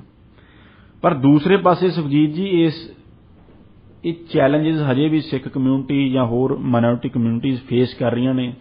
ਜਿਸ ਤਰ੍ਹਾਂ ਕਿ ਮੈਂ ਸਾਰੇ ਪੱਛਮੀ ਮੁਲਕਾਂ ਦੀ ਗੱਲ ਕੀਤੀ, ਪਰ ਇੱਕ ਇਸ ਦੇ ਵਿੱਚ ਐਕਸੈਪਸ਼ਨ ਹੈ ਫਰਾਂਸ ਦੀ। ਫਰਾਂਸ ਦਾ ਜੋ ਸੈਕੂਲਰਿਜ਼ਮ ਹੈ ਸੁਖਜੀਤ ਜੀ ਉਹ ਸਾਰੀ ਦੁਨੀਆ ਤੋਂ ਹੋਰ ਕਿਸਮ ਦਾ ਹੈ। ਜੋ ਭਾਰਤੀ ਸੈਕੂਲਰਿਜ਼ਮ ਹੈ ਉਹ ਤਾਂ ਕਹਿੰਦਾ ਹੈ ਕਿ ਜੋ ਸਟੇਟ ਹੈ ਉਹ ਇੰਟਰਫੇਅਰ ਨਹੀਂ ਕਰੇਗੀ ਧਾਰਮਿਕ ਆਜ਼ਾਦੀ ਦੇ ਵਿੱਚ। ਹਰ ਕੋਈ ਜੋ ਹੈ ਆਪਣੀ ਧਾਰਮਿਕ ਆਜ਼ਾਦੀ, ਆਪਣੇ ਧਰਮ ਨੂੰ ਪ੍ਰੈਕਟਿਸ ਕਰਨ ਲਈ, ਆਪਣੇ ਚਿੰਨ੍ਹ ਪਹਿਨਣ ਲਈ ਆਜ਼ਾਦ ਹੈ। ਪਰ ਜੋ ਫ੍ਰੈਂਚ ਸੈਕੂਲਰਿਜ਼ਮ ਹੈ ਉਹ ਐਂਟੀ ਰਿਲੀਜਨ ਤਾਂ ਨਹੀਂ ਮੈਂ ਕਹਿ ਸਕਦਾ ਕਿ ਉਹ, ਪਰ ਜੋ ਧਾਰਮਿਕ ਚਿੰਨ੍ਹ ਪਹਿਨਣੇ ਨੇ ਪਬਲਿਕ ਦੇ ਵਿੱਚ ਉਹਨਾਂ ਦੇ ਬੜਾ ਖਿਲਾਫ ਹੈ। ਜਿਸ ਤਰ੍ਹਾਂ ਕਿ ਉਹਨਾਂ ਨੇ ਦਸਤਾਰ ਪਹਿਨਣ ਦੇ ਉੱਤੇ ਵੀ ਉੱਥੇ ਸਕੂਲਾਂ ਦੇ ਵਿੱਚ, ਦਫ਼ਤਰਾਂ ਦੇ ਵਿੱਚ ਉੱਥੇ ਪਾਬੰਦੀ ਲਾ ਦਿੱਤੀ ਸੀ ਫਰਾਂਸ ਦੇ ਵਿੱਚ, ਪਿੱਛੇ ਬਹੁਤ ਰੌਲਾ ਪਿਆ ਸੀ। ਉਸੇ ਤਰ੍ਹਾਂ ਤੁਸੀਂ ਦੇਖੋ ਜੋ ਕਿਊਬੈਕ ਹੈ, ਉਹ ਉਹਨਾਂ ਦਾ ਜੋ ਕਲਚਰ ਹੈ ਸਾਰਾ, ਕੈਨੇਡਾ ਦੇ ਵਿੱਚ ਜੋ ਕਿਊਬੈਕ ਪ੍ਰੋਵਿੰਸ ਹੈ ਉਸ ਦਾ ਸਾਰਾ ਕਲਚਰ ਜੋ ਹੈ ਉਹ ਫਰਾਂਸ ਨਾਲ ਜੁੜਿਆ ਹੈ। ਕਿਊਬੈਕ ਨੇ ਪਿਛਲੇ ਸਾਲ ਇੱਕ ਲਾਅ ਪਾਸ ਕੀਤਾ ਸੀ ਜਿਸ ਦੇ ਵਿੱਚ ਕਿ ਜੋ ਮੁਲਾਜ਼ਮ ਨੇ ਪਬਲਿਕ ਸਰਵਿਸ ਦੇ ਵਿੱਚ ਉਹਨਾਂ ਦੇ ਧਾਰਮਿਕ ਚਿੰਨ੍ਹ ਪਹਿਨਣ ਦੇ ਉੱਤੇ ਪਾਬੰਦੀ ਲਾ ਦਿੱਤੀ ਗਈ ਸੀ ਜੀ, ਜਿਸ ਦੀ ਕਿ ਬੜੀ ਕੰਟਰੋਵਰਸੀ ਵੀ ਕੈਨੇਡਾ ਦੇ ਵਿੱਚ ਹੋਈ ਸੀ। ਸਿੱਖ ਧਰਮ ਦੇ ਵਿੱਚ ਸਿੱਖ ਜਥੇਬੰਦੀਆਂ ਨੇ ਇਸ ਤੇ ਬੜਾ ਇਤਰਾਜ਼ ਜਤਾਇਆ ਸੀ ਕਿ ਜੋ ਦਸਤਾਰ ਹੈ ਉਸ ਨੂੰ ਵੀ ਧਾਰਮਿਕ ਚਿੰਨ੍ਹ ਦੇ ਵਿੱਚ ਗਿਣਦੇ ਨੇ ਕਿ ਇਸ ਹਿਸਾਬ ਨਾਲ ਤਾਂ ਕਿਊਬੈਕ ਦੇ ਵਿੱਚ ਕੋਈ ਦਸਤਾਰਧਾਰੀ ਵੀ ਪਬਲਿਕ ਸਰਵਿਸ ਦੇ ਵਿੱਚ ਨਹੀਂ ਜਾ ਸਕੇਗਾ ਤੇ ਜੋ ਸਿੱਖ ਕਮਿਊਨਿਟੀ ਹੈ ਉਸ ਦੇ ਹਿੱਤਾਂ ਨੂੰ ਬੜੀ ਵੱਡੀ ਸੱਟ ਇੱਥੇ ਵੱਜੇਗੀ। ਪਰ ਸੁਖਜੀਤ ਜੀ ਜੋ ਇਹ ਸੈਕੂਲਰਿਜ਼ਮ ਹੈ ਜਾਂ ਜੋ ਉਹਨੂੰ ਵੀ ਇੱਕ ਲਾਈਨ ਡਰਾ ਕਰਨੀ ਚਾਹੀਦੀ ਹੈ। ਜੋ ਮੈਂ ਇਸ ਜੋ ਕਾਨੂੰਨ ਜਾਂ ਫਰਾਂਸ ਦੇ ਵਿੱਚ ਜਾਂ ਕਿਊਬੈਕ ਦੇ ਵਿੱਚ ਹੈ ਉਹਨਾਂ ਨੂੰ ਇਹ ਸਮਝਣਾ ਚਾਹੀਦਾ ਹੈ ਕਿ ਜੋ ਕਿਸੇ ਧਰਮ ਦੀ ਬੇਸਿਕ ਇੱਕ ਮੰਗ ਹੈ ਜੇ ਉਹ ਇੱਕ ਪਬਲਿਕ ਨੂੰ ਨਹੀਂ ਡਿਸਟਰਬ ਕਰਦੀ, ਜੇ ਹੁਣ ਕੋਈ ਦਸਤਾਰ ਪਹਿਨਦਾ ਹੈ ਸਿੱਖ ਪਬਲਿਕ ਦੇ ਵਿੱਚ ਤਾਂ ਉਹ ਕਿਸੇ ਤਰ੍ਹਾਂ ਕਿਸੇ ਨੂੰ ਕੋਈ ਨੁਕਸਾਨ ਨਹੀਂ ਪਹੁੰਚਾ ਰਿਹਾ, ਕੋਈ ਉਹ ਕਿਸੇ ਨੂੰ ਥ੍ਰੈਟ ਨਹੀਂ ਕਿਸੇ ਕਿਸਮ ਦਾ ਕਰਦਾ, ਉਹ ਇੱਕ ਬੜਾ ਰੱਬ ਦਾ ਨਾਮ ਲੈਣ ਵਾਲਾ ਪੀਸ ਲਵਿੰਗ ਇੱਕ ਸਿਟੀਜ਼ਨ ਹੈ। ਤਾਂ ਉਸ ਕੇਸਾਂ ਦੇ ਵਿੱਚ ਉਹਨਾਂ ਨੂੰ ਸਮਝਣਾ ਚਾਹੀਦਾ ਹੈ ਤੇ ਆਪਣਾ ਜੋ ਇੱਕ ਤਰ੍ਹਾਂ ਦਾ ਮੈਂ ਕੱਟੜ ਵਤੀਰਾ ਕਹਾਂਗਾ ਉਸ ਦਾ ਤਿਆਗ ਕਰਕੇ ਇੱਕ ਮੋਰ ਨੁਆਂਸਡ ਅਪਰੋਚ ਅਪਣਾਉਣੀ ਚਾਹੀਦੀ ਹੈ, ਜਿਸ ਦੇ ਵਿੱਚ ਕਿ ਮੋਰ ਇਨਕਲੂਸਿਵ ਸੁਸਾਇਟੀ ਕੈਨੇਡਾ ਦੇ ਵਿੱਚ ਬਣਾਈ ਜਾ ਸਕੇ, ਜਿੱਥੇ ਕਿ ਲੋਕ ਬੜੇ ਪ੍ਰੇਮ ਪਿਆਰ ਨਾਲ ਆਪੋ ਆਪਣੇ ਧਰਮ ਦੀ ਪਾਲਣਾ ਕਰਦੇ ਹੋਏ ਰਹਿ ਸਕਣ। ਹੁਣ ਜੇ ਧਾਰਮਿਕ ਆਜ਼ਾਦੀ ਦੇ ਵਿੱਚ ਸੁਖਜੀਤ ਜੀ ਮੈਂ ਭਾਰਤ ਦਾ ਜ਼ਿਕਰ ਨਾ ਕਰਾਂ ਤਾਂ ਮੈਂ ਭਾਰਤ ਦੇ ਇਤਿਹਾਸ ਦਾ ਜ਼ਿਕਰ ਤਾਂ ਕਰਤਾ, ਹਾਂਜੀ, ਜੇ ਮੈਂ ਭਾਰਤ ਦੇ ਅੱਜ ਦਾ ਜ਼ਿਕਰ ਨਾ ਕਰਾਂ ਤਾਂ ਉਹ ਵੀ ਬੜੀ ਨਾਇਨਸਾਫੀ ਹੋਵੇਗੀ ਇਸ ਗੱਲ ਦੇ ਨਾਲ। ਜੀ ਬਿਲਕੁਲ। ਭਾਰਤ ਦੇ ਵਿੱਚ ਤੁਸੀਂ ਦੇਖੋ ਅੱਜ ਧਾਰਮਿਕ ਆਜ਼ਾਦੀ ਨੂੰ ਬੜੇ ਵੱਡੇ ਚੈਲੰਜਸ ਖੜੇ ਨੇ, ਖਾਸ ਕਰਕੇ ਮਾਈਨੋਰਟੀਜ਼ ਦੇ ਸਮਾਜ ਦੇ ਵਿੱਚ ਜੋ ਇੱਕ ਕੱਟੜਤਾ ਜੋ ਫੈਲਦੀ ਜਾ ਰਹੀ ਹੈ ਉਹ ਬੜੀ ਚਿੰਤਾਜਨਕ ਹੈ। ਜਿਸ ਤਰ੍ਹਾਂ ਕਿ ਤੁਸੀਂ ਨੋਇਡਾ ਦੇ ਵਿੱਚ ਅਸੀਂ ਦੇਖ ਰਹੇ ਹਾਂ ਕਿ ਹਰ ਫਰਾਈਡੇ ਨੂੰ ਲੋਕਾਂ ਨੂੰ ਨਮਾਜ਼ ਪੜ੍ਹਨ ਦੇ ਵਿੱਚ ਵਿਘਨ ਪਾਇਆ ਜਾ ਰਿਹਾ ਹੈ ਕੁਝ ਰਾਈਟ ਵਿੰਗ ਜਥੇਬੰਦੀਆਂ ਦੇ ਵੱਲੋਂ, ਜੋ ਕਿ ਨਮਾਜ਼ ਪੜ੍ਹਨਾ ਜਗ੍ਹਾ ਦੇ ਵਿੱਚ ਓਪਨ ਜਗ੍ਹਾ ਦੇ ਵਿੱਚ ਪ੍ਰਸ਼ਾਸਨ ਉਹਨਾਂ ਨੂੰ ਮਨਜ਼ੂਰੀ ਦਿੰਦਾ ਹੈ, ਪਰ ਕੁਝ ਰਾਈਟ ਵਿੰਗ ਲੋਕ ਉੱਥੇ ਪਹੁੰਚ ਕੇ ਕੁਝ ਜਥੇਬੰਦੀਆਂ ਉੱਥੇ ਪਹੁੰਚ ਕੇ ਉਹਨਾਂ ਦੇ ਨਮਾਜ਼ ਪੜ੍ਹਨ ਦੇ ਵਿੱਚ ਖਲਲ ਪਾਉਂਦੇ ਨੇ। ਹੁਣ ਪਿੱਛੇ ਜੇ ਤਾਂ ਹਰਿਆਣਾ ਦੇ ਮੁੱਖ ਮੰਤਰੀ ਨੇ ਵੀ ਬਿਆਨ ਦਿੱਤਾ, ਮਨੋਹਰ ਲਾਲ ਖੱਟਰ ਨੇ, ਮੈਨੂੰ ਪਤਾ ਨਹੀਂ ਉਹਨਾਂ ਦੀ ਕੀ ਮਨਸ਼ਾ ਹੈ ਕਿ ਅਸੀਂ ਖੁੱਲ੍ਹੇ ਦੇ ਵਿੱਚ ਨਮਾਜ਼ ਨਹੀਂ ਹੋਣ ਦੇਵਾਂਗੇ। ਸੁਖਜੀਤ ਜੀ ਹਿੰਦੁਸਤਾਨ ਇੱਕ ਇਹੋ ਜਿਹਾ ਮੁਲਕ ਹੈ ਜਿਸ ਦੀ ਮੈਂ ਤੁਹਾਨੂੰ ਪਹਿਲਾਂ ਹੀ ਇਤਿਹਾਸ ਦੱਸਿਆ ਕਿ ਇਤਿਹਾਸ ਹੀ ਸਾਡਾ ਸਾਰਾ ਧਾਰਮਿਕ ਸਦਭਾਵਨਾ ਦੇ ਨਾਲ ਇੱਕ ਦੂਜੇ ਨਾਲ ਮਿਲ ਜੁਲ ਕੇ ਰਹਿਣ ਦੇ ਨਾਲ ਸਾਰਾ ਭਰਿਆ ਪਿਆ ਹੈ। ਉਸ ਮੁਲਕ ਦੇ ਵਿੱਚ ਜੇ ਕੁਝ ਲੋਕਾਂ ਨੂੰ ਆਪਣੇ ਰੱਬ ਨੂੰ ਯਾਦ ਕਰਨ ਦੇ ਵਿੱਚ ਵਿਘਨ ਪਾਇਆ ਜਾਵੇ, ਉਹਨਾਂ ਨੂੰ ਜੇ ਉਹ ਨਮਾਜ਼ ਪੜ੍ਹਦੇ ਨੇ ਇਕੱਠੇ ਹੋ ਗਏ ਤਾਂ ਉਹ ਕਿਸੇ ਦਾ ਕੀ ਵਿਗਾੜਦੇ ਨੇ, ਉਹ ਆਪਣੇ ਰੱਬ ਨੂੰ ਯਾਦ ਕਰਦੇ ਨੇ, ਉਹਨਾਂ ਨੂੰ ਕਰਨ ਦਿਓ, ਤੁਸੀਂ ਕਿਉਂ ਖਲਲ ਪਾ ਕੇ ਵਿੱਚ ਉਹ ਸਮਾਜ ਦਾ ਜੋ ਤਾਣਾ ਬਾਣਾ ਉਸ ਨੂੰ ਖਰਾਬ ਕਰ ਰਹੇ ਹੋ। ਸੋ ਇਸ ਤਰ੍ਹਾਂ ਉਹਨਾਂ ਨੂੰ ਧਾਰਮਿਕ ਤੌਰ ਦੇ ਉੱਤੇ ਹਿੰਦੁਸਤਾਨ ਦੇ ਵਿੱਚ ਵੀ ਅੱਜ ਧਾਰਮਿਕ ਆਜ਼ਾਦੀ ਨੂੰ ਜੋ ਬੜੇ ਵੱਡੇ ਸਮਾਜਿਕ ਤੌਰ ਤੇ ਚੈਲੰਜਸ ਖੜੇ ਨੇ, ਪਰ ਹਿੰਦੁਸਤਾਨੀਆਂ ਨੂੰ ਆਪਣੇ ਇਤਿਹਾਸ ਤੋਂ ਸੇਧ ਲੈਣੀ ਚਾਹੀਦੀ ਹੈ ਕਿ ਕਿਸ ਤਰ੍ਹਾਂ ਅਸੀਂ ਹਜ਼ਾਰਾਂ ਸਾਲਾਂ ਤੋਂ ਆਪਸ ਦੇ ਵਿੱਚ ਮਿਲ ਜੁਲ ਕੇ ਰਹਿ ਰਹੇ ਹਾਂ, ਆਪਸ ਦੇ ਵਿੱਚ ਅਸੀਂ ਇੱਕ ਦੂਜੇ ਨਾਲ ਟੋਲਰੈਂਸ ਦਿਖਾ ਰਹੇ ਹਾਂ, ਆਪਸ ਦੇ ਵਿੱਚ ਅਸੀਂ ਇੱਕ ਕੰਪੋਜ਼ਿਟ ਕਲਚਰ ਡਿਵੈਲਪ ਕੀਤਾ ਹੈ, ਸਭ ਨੇ ਰਲ ਮਿਲ ਕੇ ਉਸ ਨੂੰ ਬਣਾ ਕੇ ਰੱਖਿਆ ਜਾ ਸਕੇ। ਇਹ ਕਲਚਰ ਤਾਂ ਦੇਖੋ ਧਾਰਮਿਕ ਆਜ਼ਾਦੀ ਦਾ, ਧਾਰਮਿਕ ਸਦਭਾਵਨਾ ਦਾ ਇਸ ਤਰ੍ਹਾਂ ਦਾ ਹੈ, ਸਾਰਾ ਇਤਿਹਾਸ ਭਰਿਆ ਪਿਆ। ਉਸ ਦੇ ਉੱਤੇ ਆਪਾਂ ਇੱਕ ਅੱਡ ਪ੍ਰੋਗਰਾਮ ਕਰ ਸਕਦੇ ਹਾਂ 2 ਘੰਟੇ ਦਾ, ਪਰ ਮੈਂ ਛੋਟੀ ਜਿਹੀ ਇੱਥੇ ਇੱਕ ਐਗਜ਼ਾਮਪਲ ਦੇਵਾਂਗਾ ਕਿ ਜੋ ਪੰਜਾਬ ਦੇ ਮਹਾਨ ਸੂਫੀ ਸ਼ਾਇਰ ਸ਼ਾਹ ਹੁਸੈਨ, ਜਿਨ੍ਹਾਂ ਦਾ ਕਿ ਅੱਜ ਵੀ ਅਸੀਂ ਕਲਾਮ ਪੜ੍ਹਦੇ ਹਾਂ ਸੁਣਦੇ ਹਾਂ ਸੂਫੀਆਂ ਦਾ, ਉਹਨਾਂ ਦਾ ਇੱਕ ਮਿੱਤਰ ਸੀ ਮਾਧੋ ਦਾਸ, ਜੋ ਕਿ ਇੱਕ ਹਿੰਦੂ ਸੀ, ਦੁਕਾਨਦਾਰ ਸੀ। ਸੋ ਉਹਨੇ ਜਾ ਕੇ ਸ਼ਾਹ ਹੁਸੈਨ ਨੂੰ ਕਿਹਾ ਕਿ ਤੁਸੀਂ ਬੜੇ ਵੱਡੇ ਸੂਫੀ ਹੋ, ਬੜੇ ਵੱਡੇ ਕਵੀ ਹੋ, ਬੜੇ ਵੱਡੇ ਸ਼ਾਇਰ ਹੋ, ਤੁਹਾਨੂੰ ਸਾਰੀ ਦੁਨੀਆ ਯਾਦ ਕਰੇਗੀ, ਪਰ ਮੈਂ ਤਾਂ ਇੱਕ ਆਮ ਦੁਕਾਨਦਾਰ ਹਾਂ, ਮੇਰਾ ਨਾਮ ਮਾਧੋ ਦਾਸ ਹੈ, ਮੇਰਾ ਨਾਮ ਕੋਈ ਵੀ ਯਾਦ ਨਹੀਂ ਰੱਖੇਗਾ। ਸ਼ਾਹ ਹੁਸੈਨ ਨੇ ਇੰਨੀ ਉਹਦੀ ਗੱਲ ਸੁਣੀ ਅਤੇ ਆਪਣੇ ਮਿੱਤਰ ਨੂੰ ਕਹਿ ਦਿੱਤਾ ਕਿ ਜਾ, ਅੱਜ ਤੋਂ ਮੇਰਾ ਨਾਮ ਮਾਧੋ ਦਾਸ ਹੁਸੈਨ, ਅੱਜ ਤੋਂ ਦੁਨੀਆ ਮੈਨੂੰ ਮਾਧੋ ਦਾਸ ਹੁਸੈਨ ਦੇ ਨਾਮ ਨਾਲ ਜਾਣੇਗੀ ਤੇ ਤੇਰਾ ਨਾਮ ਮੇਰੇ ਨਾਮ ਦੇ ਨਾਲ ਹੀ ਅਮਰ ਹੋ ਜਾਏਗਾ। ਸੁਖਜੀਤ ਜੀ ਅੱਜ ਵੀ ਲਾਹੌਰ ਦੇ ਵਿੱਚ ਲੋਕ ਸ਼ਾਹ ਹੁਸੈਨ ਨੂੰ ਮਾਧੋ ਦਾਸ ਹੁਸੈਨ ਕਹਿੰਦੇ ਨੇ। ਸੋ ਇਹ ਉਹ ਮੁਲਕ ਹੈ, ਮਾਧੋ ਦਾਸ ਹੁਸੈਨ ਦਾ ਮੁਲਕ ਹੈ ਜੋ ਭਾਰਤ ਹੈ। ਇੱਥੇ ਇਸ ਤਰ੍ਹਾਂ ਦੀ ਜੋ ਧਾਰਮਿਕ ਸਦਭਾਵਨਾ ਲੋਕਾਂ ਦੇ ਵਿੱਚ ਬਣੀ ਹੋਈ ਸੀ ਕਿ ਇਸ ਤਰ੍ਹਾਂ ਦਾ ਭਾਈਚਾਰਾ ਬਣਿਆ ਹੋਇਆ ਸੀ, ਉਸ ਭਾਈਚਾਰੇ ਨੂੰ ਹਮੇਸ਼ਾ ਬਣਾਈ ਰੱਖੀਏ। ਉਸ ਦੇ ਲਈ ਜੋ ਧਾਰਮਿਕ ਆਜ਼ਾਦੀ ਹੈ ਲੋਕਾਂ ਦੀ, ਉਸ ਨੂੰ ਬਣਾਏ ਰੱਖਣਾ, ਇੱਕ ਦੂਜੇ ਨਾਲ ਮਿਲ ਜੁਲ ਕੇ ਰਹਿਣਾ, ਟੋਲਰੈਂਸ ਦਿਖਾਉਣੀ ਬੜੀ ਜ਼ਰੂਰੀ ਹੈ। ਜੇ ਕੋਈ ਆਪਣੇ ਰੱਬ ਨੂੰ ਯਾਦ ਕਰਦਾ, ਇਬਾਦਤ ਕਰਦਾ ਹੈ ਤਾਂ ਉਸ ਨੂੰ ਕਰਨ ਦਿਓ, ਉਸ ਦੇ ਵਿੱਚ ਕੋਈ ਖਲਲ ਨਾ ਪਾਓ ਸਿਆਸੀ ਕਾਰਨਾਂ ਕਰਕੇ।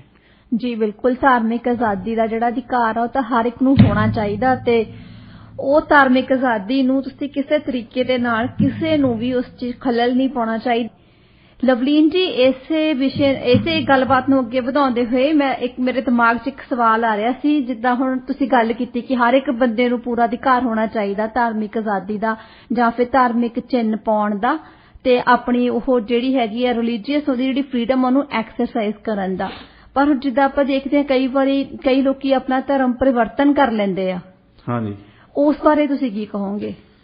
ਸੁਖਜੀਤ ਜੀ, ਇਹ ਜੋ ਕਨਵਰਜਨ ਨੇ ਜਿਸ ਦਾ ਤੁਸੀਂ ਜ਼ਿਕਰ ਕੀਤਾ, ਇਹ ਅੱਜ ਵੀ ਇਹ ਬੜਾ ਇੱਕ ਕੰਟਰੋਵਰਸੀ ਦਾ ਵਿਸ਼ਾ ਬਣਿਆ ਹੋਇਆ ਹੈ ਲਗਾਤਾਰ, ਕਿਉਂਕਿ ਪੰਜਾਬ ਦੇ ਵਿੱਚੋਂ ਲਗਾਤਾਰ ਅਤੇ ਭਾਰਤ ਦੇ ਵਿੱਚੋਂ ਲਗਾਤਾਰ ਕੁਝ ਜਥੇਬੰਦੀਆਂ ਜੋ ਕ੍ਰਿਸਚੀਅਨ ਮਿਸ਼ਨਰੀਜ਼ ਨੇ ਉਹਨਾਂ ਦੇ ਉੱਤੇ ਲਗਾਤਾਰ ਇਹ ਇਲਜ਼ਾਮ ਲਾ ਰਹੀਆਂ ਨੇ ਕਿ ਉਹ ਬੜੇ ਵੱਡੇ ਪੱਧਰ ਦੇ ਉੱਤੇ ਭਾਰਤ ਦੇ ਵਿੱਚ ਹਿੰਦੂਆਂ ਨੂੰ ਅਤੇ ਪੰਜਾਬ ਦੇ ਵਿੱਚ ਸਿੱਖਾਂ ਨੂੰ ਕ੍ਰਿਸਚੈਨਿਟੀ ਦੇ ਫੋਲਡ ਦੇ ਵਿੱਚ ਕ੍ਰਿਸਚੀਅਨ ਧਰਮ ਦੇ ਵਿੱਚ ਕਨਵਰਟ ਕਰ ਰਹੇ ਨੇ।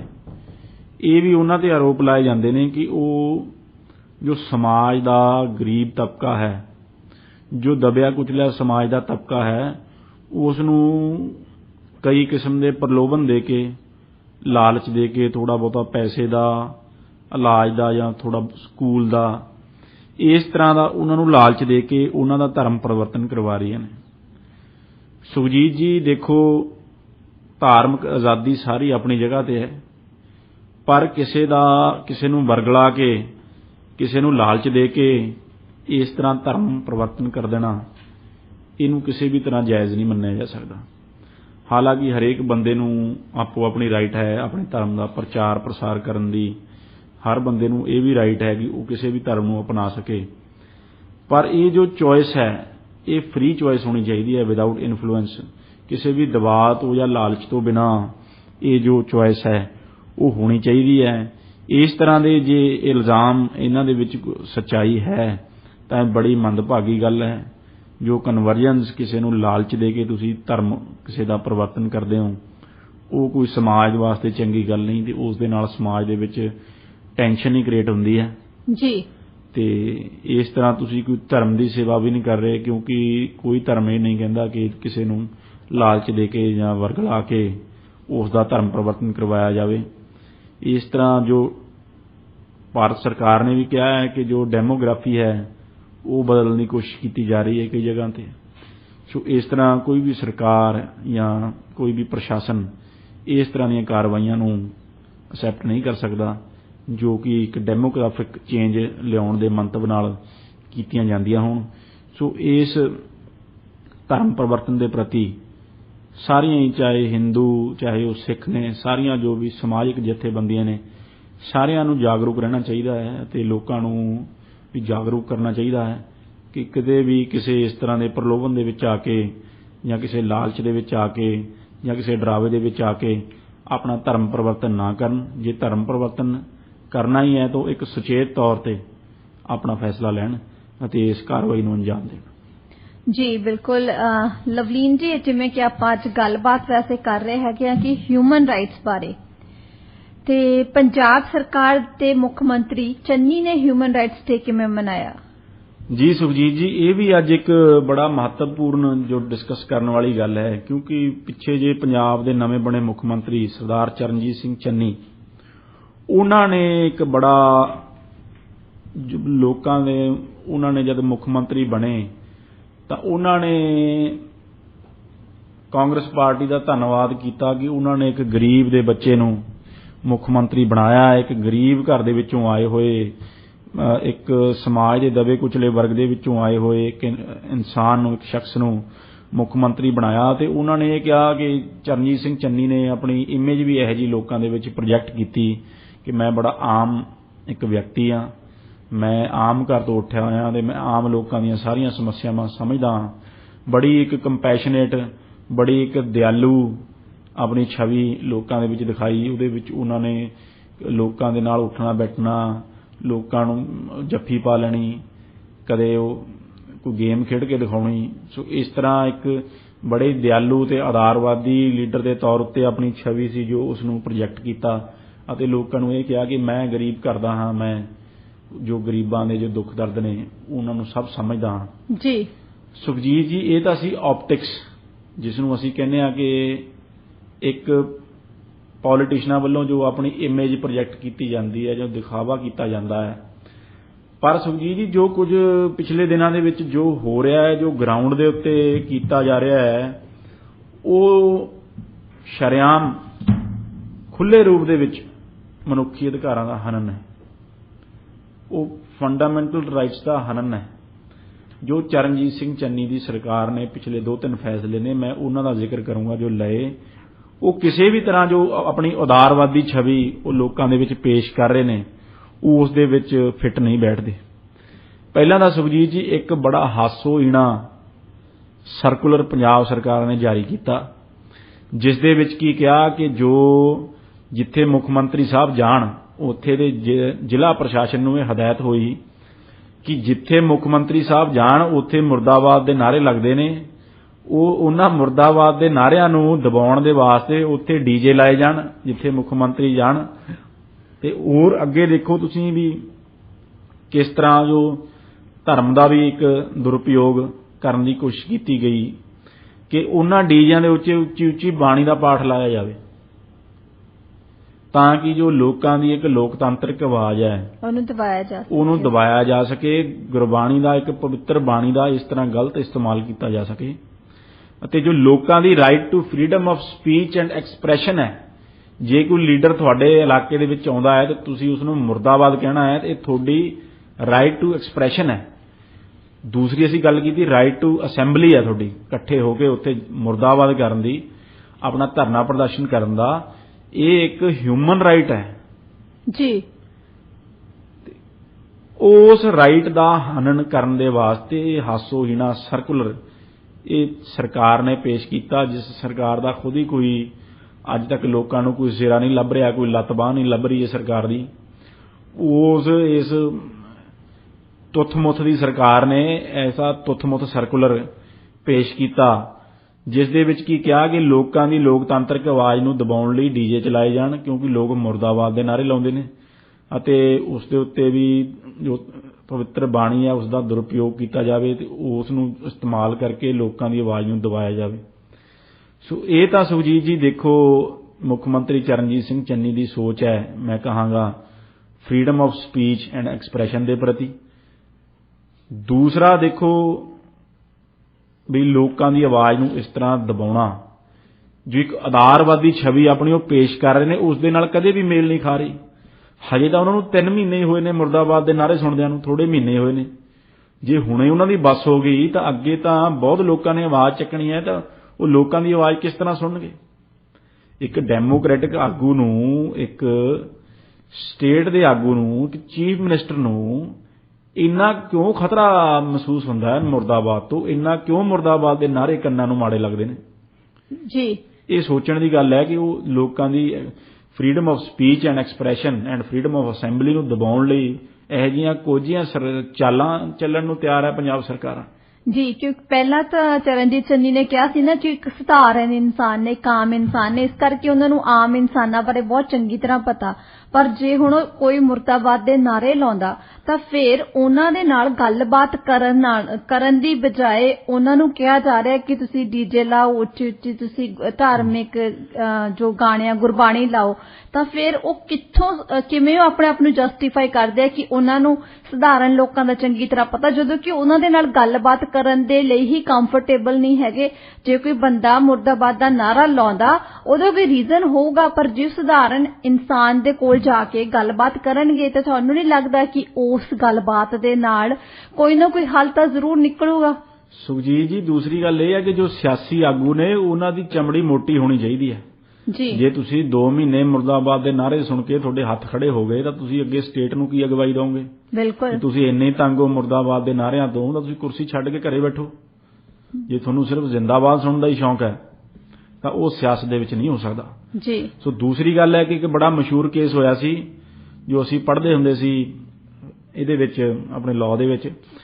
ਉਸ ਕੇਸ ਦੇ ਵਿੱਚ ਉਦੋਂ ਭੀਮ ਸੈਨ ਸੱਚਰ ਪੰਜਾਬ ਦੇ ਮੁੱਖ ਮੰਤਰੀ ਹੋਇਆ ਕਰਦੇ ਸਨ, ਤੇ ਜਗਤ ਸਿੰਘ ਕਰਕੇ ਕੋਈ ਮੇਰਾ ਖਿਆਲ ਸਨ, ਜੋ ਟਰਾਂਸਪੋਰਟ ਮੰਤਰੀ ਸਨ ਉਸ ਟਾਈਮ।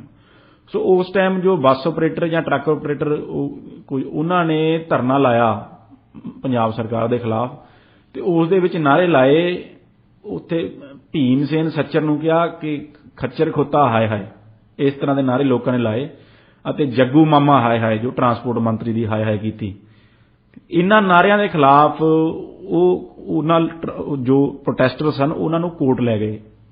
ਉਸ ਟਾਈਮ ਸਾਂਝਾ ਪੰਜਾਬ ਸੀ, ਪੰਜਾਬ ਹਾਈ ਕੋਰਟ ਸੀ, Punjab and Haryana high court ਨਹੀਂ ਸੀ।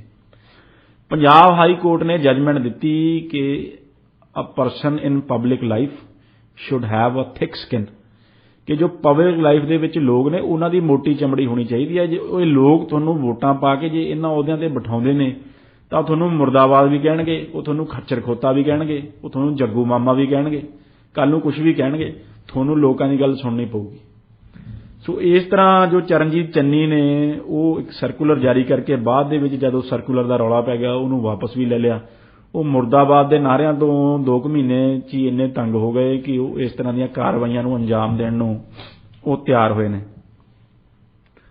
ਦੂਸਰੀ ਗੱਲ ਸੁਖਜੀਤ ਜੀ, ਜੋ ਇੱਕ ਬਹੁਤ ਹੀ ਮੰਦਭਾਗੀ ਕਾਰਵਾਈ ਨੂੰ ਪੰਜਾਬ ਸਰਕਾਰ ਨੇ ਅੰਜਾਮ ਦਿੱਤਾ ਹੈ, ਉਹ ਸੀ ਜੋ ਮਾਨਸਾ ਰੈਲੀ ਦੇ ਦੌਰਾਨ ਬਾਹਰ ਜੋ ਅਧਿਆਪਕਾਂ ਦੇ ਉੱਤੇ, ਬੇਰੁਜ਼ਗਾਰ ਅਧਿਆਪਕਾਂ ਦੇ ਉੱਤੇ ਜੋ ਬੜੀ ਬਰਬਰਤਾ ਨਾਲ ਇੱਕ ਡੀਐਸਪੀ ਨੇ, ਜੋ ਵੀਡੀਓ ਵਾਇਰਲ ਹੋ ਰਹੀ ਹੈ, ਬੜੀ ਬਰਬਰਤਾ ਦੇ ਨਾਲ ਉਸ ਡੀਐਸਪੀ ਨੇ ਡਾਂਗ ਭਰਾਈ, ਜਾਨਵਰਾਂ ਦੇ ਵਾਂਗ ਸ਼ਾਂਤਮਈ ਢੰਗ ਨਾਲ ਆਪਣਾ ਧਰਨਾ ਮੁਜ਼ਾਹਰਾ ਕਰ ਰਹੇ ਅਧਿਆਪਕਾਂ ਨੂੰ ਜਾਨਵਰਾਂ ਦੇ ਵਾਂਗ ਕੁੱਟਿਆ, ਬਰਬਰਤਾ ਦੇ ਨਾਲ ਕੁੱਟਿਆ। ਫਿਰ ਇੱਥੇ ਹੀ ਉਸ ਦੀ ਦਰਿੰਦਗੀ ਦੀ ਹੱਦ ਨਹੀਂ ਹੋਈ, ਉਸ ਦਾ ਢਿੱਡ ਨਹੀਂ ਭਰਿਆ, ਉਸ ਨੇ ਬੱਸਾਂ ਦੇ ਵਿੱਚ ਬੈਠੇ ਹੋਏ ਅਧਿਆਪਕਾਂ ਦੇ ਵੀ ਖਿੜਕੀਆਂ ਦੇ ਵਿੱਚ ਦੀ ਐਂ ਡਾਂਗਾ ਮਾਰੀਆਂ ਉਹਨਾਂ ਦੇ।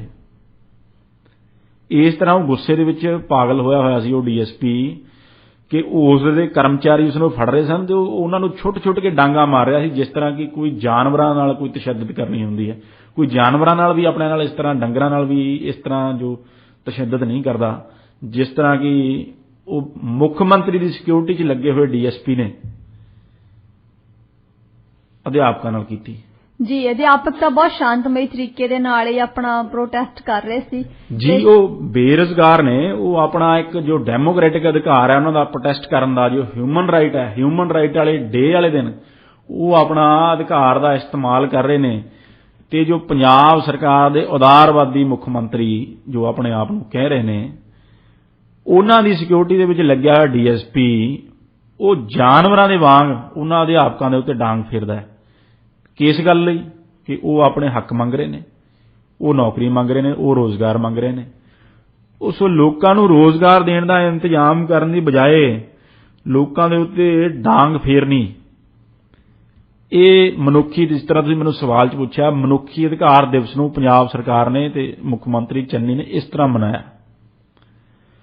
ਉਹ ਇਹ ਵੀ ਬੜੀ ਵੱਡੀ ਉਹਨਾਂ ਦੀ ਜਵਾਬਦੇਹੀ ਬਣਦੀ ਹੈ ਕਿ ਜੋ ਡੀਐਸਪੀ ਹੈ ਜਿਸ ਨੇ ਇਸ ਸ਼ਰਮਨਾਕ ਕਾਰੇ ਨੂੰ ਅੰਜਾਮ ਦਿੱਤਾ ਹੈ, ਉਹ ਉਹਨਾਂ ਦੀ ਆਪਦੀ ਸਿਕਿਉਰਿਟੀ ਦੇ ਵਿੱਚ ਹੈ। ਉਸ ਨੇ ਕਿਸ ਦੇ ਇਸ਼ਾਰੇ ਤੇ ਇਹ ਕੰਮ ਕੀਤਾ, ਇਹ ਵੀ ਜਵਾਬ ਮੁੱਖ ਮੰਤਰੀ ਨੂੰ ਦੇਣਾ ਚਾਹੀਦਾ ਹੈ। ਜੀ ਬਿਲਕੁਲ। ਜੇ ਇਸ ਕਾਰਵਾਈ ਕਰਨ ਤੋਂ ਬਾਅਦ ਹੁਣ ਤੱਕ ਉਸ ਦੇ ਉੱਤੇ ਕੀ ਕਾਰਵਾਈ, ਕੀ ਐਕਸ਼ਨ ਲਿਆ ਜਾ ਰਿਹਾ ਹੈ, ਉਸ ਦੇ ਉੱਤੇ ਵੀ ਮੁੱਖ ਮੰਤਰੀ ਨੂੰ ਜਵਾਬ ਦੇਣਾ ਚਾਹੀਦਾ ਹੈ। ਕਿਉਂਕਿ ਉਹ ਇੱਕ ਆਮ ਘਰ ਤੋਂ ਆਏ ਨੇ, ਉਹਨਾਂ ਨੇ ਗਰੀਬੀ ਦੇਖੀ ਹੈ, ਵਿਭਿੰਨ ਤਰ੍ਹਾਂ ਦੇ ਕੰਮ ਉਹਨਾਂ ਨੇ ਕੀਤੇ ਹੋਏ ਨੇ ਸਾਰੇ, ਜੋ ਅਕਸਰ ਹੀ ਕਹਿ ਦਿੰਦੇ ਨੇ ਉਹ ਕਿ ਮੈਂ ਗਰੀਬਾਂ ਦਾ ਮੁੱਖ ਮੰਤਰੀ ਹਾਂ, ਮੈਂ ਆਮ ਲੋਕਾਂ ਦਾ ਮੁੱਖ ਮੰਤਰੀ ਹਾਂ, ਮੈਂ ਖੇਤੀ ਕਰਦਾ ਰਿਹਾ, ਉਹ ਮੈਂ ਮੰਜੇ ਬੁਣਨਾ ਜਾਣਦਾ, ਉਹ ਕਾਫੀ ਤਰ੍ਹਾਂ ਦੇ। ਸੋ ਇਸ ਤਰ੍ਹਾਂ ਦੇ ਉਹ ਕਾਰਵਾਈਆਂ ਉਹ ਜਾਣਦੇ ਨੇ, ਬੜੇ ਮਲਟੀ ਟੈਲੈਂਟਡ ਮੁੱਖ ਮੰਤਰੀ ਨੇ ਪੰਜਾਬ ਦੇ। ਸੋ ਉਹਨਾਂ ਨੂੰ ਇਹ ਜਵਾਬ ਦੇਣਾ ਚਾਹੀਦਾ ਹੈ, ਇਸ ਗੱਲ ਤੇ ਵੀ ਜਵਾਬ ਦੇਣਾ ਚਾਹੀਦਾ ਹੈ ਕਿ ਉਹ ਜੋ ਇਹ ਸਾਰੀ ਕਾਰਵਾਈ ਹੋਈ ਹੈ, ਜੇ ਉਹ ਲੋਕਾਂ ਦੇ ਦੁੱਖ ਦਰਦ ਨੂੰ ਸਮਝਦੇ ਨੇ ਤਾਂ ਉਹ ਬੇਰੁਜ਼ਗਾਰਾਂ ਦੇ ਉੱਤੇ, ਅਧਿਆਪਕਾਂ ਦੇ ਉੱਤੇ ਇਸ ਤਰ੍ਹਾਂ ਪਸ਼ੂਆਂ ਦੇ ਵਾਂਗ ਡਾਂਗ ਫੇਰਨ ਦੀ ਕਾਰਵਾਈ ਨੂੰ ਉਹ ਸਮਰਥਨ ਕਰਦੇ ਨੇ। ਜੇ ਨਹੀਂ ਸਮਰਥਨ ਕਰਦੇ ਤਾਂ ਉਹਨਾਂ ਦੇ ਸਰਕਾਰ ਦਾ ਸਟੈਂਡ ਕੀ ਹੈ ਤੇ ਉਹ ਕੀ ਕਾਰਵਾਈ ਇਸ ਡੀਐਸਪੀ ਦੇ ਅਗੇਂਸਟ ਕਰਨਗੇ। ਲਵਲੀਨ ਜੀ, ਅਖੀਰ ਵਿੱਚ ਤੁਸੀਂ ਕੀ ਕਹਿਣਾ ਚਾਹੋਗੇ? ਸੁਖਜੀਤ ਜੀ, ਅਖੀਰ ਦੇ ਵਿੱਚ ਮੈਂ ਕਨਕਲੂਜਨ ਦੇ ਵਿੱਚ ਇਹੀ ਕਹਿਣਾ ਚਾਹਾਂਗਾ ਕਿ ਜਿਸ ਤਰ੍ਹਾਂ ਅਸੀਂ ਅੱਜ ਮਨੁੱਖੀ ਅਧਿਕਾਰਾਂ ਦੀ ਗੱਲ ਕੀਤੀ ਹੈ, ਜੋ ਮਨੁੱਖੀ ਅਧਿਕਾਰ ਨੇ ਉਹ UN ਡੈਕਲੇਰੇਸ਼ਨ ਤਾਂ ਉਹਨਾਂ ਨੂੰ ਮੰਨਦੀ ਹੈ। UN ਡੈਕਲੇਰੇਸ਼ਨ ਦੇ ਵਿੱਚ ਤਾਂ ਉਹ ਸਾਰੇ ਅਧਿਕਾਰਾਂ ਦਾ ਵਰਣਨ ਹੈ ਹੀ, ਪਰ ਹਰੇਕ ਡੈਮੋਕ੍ਰੈਟਿਕ ਮੁਲਕ ਦੇ ਵਿੱਚ ਦੇ ਕਾਨੂੰਨਾਂ ਦੇ ਵਿੱਚ ਇਹਨਾਂ ਅਧਿਕਾਰਾਂ ਦਾ ਵਰਣਨ ਤੁਹਾਨੂੰ ਮਿਲ ਜਾਵੇਗਾ। ਚਾਹੇ ਉਹ ਭਾਰਤ ਦੇ ਵਿੱਚ ਹੋਵੇ, ਉਹਨਾਂ ਨੂੰ ਫੰਡਾਮੈਂਟਲ ਰਾਈਟਸ ਕਿਹਾ ਜਾਂਦਾ ਹੈ, ਚਾਹੇ ਕੈਨੇਡਾ ਹੋਵੇ, ਕੈਨੇਡਾ ਦੇ ਵਿੱਚ ਉਹਨਾਂ ਨੂੰ ਚਾਰਟਰ ਰਾਈਟਸ ਕਿਹਾ ਜਾਂਦਾ ਹੈ। ਸੋ ਲੋਕਾਂ ਨੂੰ ਆਪਣੇ ਹੱਕਾਂ ਦੇ ਪ੍ਰਤੀ ਜਾਗਰੂਕ ਹੋਣਾ ਚਾਹੀਦਾ ਹੈ। ਇਹਨਾਂ ਚਾਰਟਰ ਰਾਈਟਸ ਦੀ, ਕੈਨੇਡਾ ਦੇ ਵਿੱਚ ਚਾਰਟਰ ਰਾਈਟਸ ਦੀ ਜਾਣਕਾਰੀ ਹੋਣੀ ਚਾਹੀਦੀ ਹੈ। ਤਾਂ ਕੋਈ ਵੀ ਸਟੇਟ, ਕੋਈ ਪੁਲਿਸ, ਕੋਈ ਹੋਰ ਸਟੇਟ ਦੀ ਏਜੰਸੀ ਜਾਂ ਕੋਈ ਹੋਰ ਅਦਾਰਾ ਇੱਕ ਇਨਸਾਨ ਦੇ ਨਾਲ, ਇੱਕ ਇੰਡੀਵਿਜੂਅਲ ਦੇ ਨਾਲ ਕਿਸੇ ਵੀ ਕਿਸਮ ਦਾ ਧੱਕਾ ਨਾ ਕਰ ਸਕੇ, ਉਸ ਦੀ ਹਿਊਮਨ ਰਾਈਟਸ ਦੀ ਵਾਇਲੇਸ਼ਨ ਨਾ ਕਰ ਸਕੇ। ਸੋ ਆਪਣੀ ਚਾਰਟਰ ਰਾਈਟਸ ਦੀ ਜਾਣਕਾਰੀ ਜ਼ਰੂਰ ਰੱਖੋ ਸਾਰੇ ਕੈਨੇਡੀਅਨਸ। ਇਸੇ ਤਰ੍ਹਾਂ ਭਾਰਤ ਦੇ ਵਿੱਚ ਮੈਂ ਕਹਾਂਗਾ ਕਿ ਜੋ ਫੰਡਾਮੈਂਟਲ ਰਾਈਟਸ ਨੇ, ਹਰੇਕ ਮਨੁੱਖ ਨੂੰ ਆਪਣੀਆਂ ਫੰਡਾਮੈਂਟਲ ਰਾਈਟਸ ਦਾ ਪਤਾ ਹੋਣਾ ਚਾਹੀਦਾ ਹੈ ਤਾਂ ਕਿ ਉਹ ਆਪਣੇ ਹੱਕਾਂ ਦੇ ਪ੍ਰਤੀ ਜਾਗਰੂਕ ਰਹਿਣ। ਦੂਸਰੇ ਗੱਲ ਇਹ ਹੈ ਕਿ ਹੱਕਾਂ ਦੀ ਤਾਂ ਅਸੀਂ ਗੱਲ ਕੀਤੀ ਹੈ, ਹੱਕਾਂ ਦੇ ਨਾਲ ਨਾਲ ਇੱਕ ਨਾਗਰਿਕ ਦੀਆਂ ਡਿਊਟੀਜ਼ ਵੀ ਨੇ। ਇੱਕ ਸਿਟੀਜ਼ਨ ਦੇ ਤੌਰ ਉੱਤੇ ਤੁਹਾਡੇ ਸਮਾਜ ਦੇ ਪ੍ਰਤੀ, ਦੇਸ਼ ਦੇ ਪ੍ਰਤੀ ਜੋ ਤੁਹਾਡੀਆਂ ਡਿਊਟੀਜ਼ ਨੇ, ਜੋ ਤੁਹਾਡੇ ਫਰਜ਼ ਨੇ, ਉਹਨਾਂ ਨੂੰ ਵੀ ਨਿਭਾਉਣਾ ਚਾਹੀਦਾ ਹੈ। ਤੇ ਸਮਾਜ ਨੂੰ ਇਹਨਾਂ ਦੋਨਾਂ ਦੇ ਬੈਲੈਂਸ ਦੇ ਨਾਲ, ਰਾਈਟਸ ਐਂਡ ਡਿਊਟੀਜ਼ ਦੇ ਬੈਲੈਂਸ ਦੇ ਨਾਲ ਸਮਾਜ ਨੂੰ ਇੱਕ ਚੰਗੀ ਦਿਸ਼ਾ ਦੇ ਵੱਲ ਲਿਜਾਣਾ ਚਾਹੀਦਾ ਹੈ। ਲਵਲੀਨ ਜੀ, ਬਹੁਤ-ਬਹੁਤ ਸ਼ੁਕਰੀਆ। ਤੁਸੀਂ ਬਹੁਤ ਹੀ ਵਿਸਥਾਰ ਦੇ ਨਾਲ ਹਿਊਮਨ ਰਾਈਟਸ ਦੀ ਗੱਲਬਾਤ ਕੀਤੀ। ਤੁਸੀਂ ਬਿਲਕੁਲ ਸਹੀ ਕਿਹਾ ਕਿ ਰਾਈਟਸ ਦੇ ਨਾਲ-ਨਾਲ ਰਿਸਪੌਂਸਿਬਿਲਿਟੀਜ਼ ਵੀ ਆਉਂਦੀਆਂ ਨੇ। ਹਰ ਇੱਕ ਇਨਸਾਨ ਨੂੰ ਰਾਈਟਸ ਦੇ ਨਾਲ-ਨਾਲ ਰਿਸਪੌਂਸਿਬਿਲਿਟੀਜ਼ ਨੂੰ ਵੀ ਸਮਝਣਾ ਪਊਗਾ ਤੇ ਆਪਣੇ ਰਾਈਟਸ ਨੂੰ, ਉਹਨਾਂ ਨੂੰ ਆਪਣੇ ਰਾਈਟਸ ਦੀ ਵਰਤੋਂ ਕਰਨੀ ਚਾਹੀਦੀ ਆ। ਕੋਈ ਵੀ ਲੱਗਦਾ, ਕੋਈ ਵੀ ਚੀਜ਼ ਉਹਨਾਂ ਦੇ ਖਿਲਾਫ ਹੋ ਰਹੀ ਹੈ ਤਾਂ ਉਹਨਾਂ ਨੂੰ ਆਵਾਜ਼ ਉਠਾਉਣੀ ਚਾਹੀਦੀ ਆ। ਬਹੁਤ-ਬਹੁਤ ਸ਼ੁਕਰੀਆ। ਅਗਲੇ ਸੰਡੇ ਨੂੰ ਫਿਰ ਤੁਹਾਡੇ ਨਾਲ ਮੁਲਾਕਾਤ ਹੋਏਗੀ, ਇੱਕ ਖਾਸ ਵਿਸ਼ੇ ਤੇ ਫਿਰ ਤੋਂ ਗੱਲਬਾਤ ਹੋਏਗੀ। Thank you so much for joining. ਇਹ ਸਨ ਬੈਰਿਸਟਰ ਲਵਲੀਨ ਸਿੰਘ ਗਿੱਲ, ਜੋ ਕਿ ਰੇਡੀਓ ਇੰਡੀਆ ਦੇ ਡਾਇਰੈਕਟਰ ਆਫ ਰਿਸਰਚ ਵੀ ਹਨ, ਅਤੇ ਇਹਨਾਂ ਨੇ ਅੱਜ ਸਾਨੂੰ ਹਿਊਮਨ ਰਾਈਟਸ ਬਾਰੇ ਵਿਸਥਾਰ ਦੇ ਨਾਲ ਦੱਸਿਆ। Have a good day.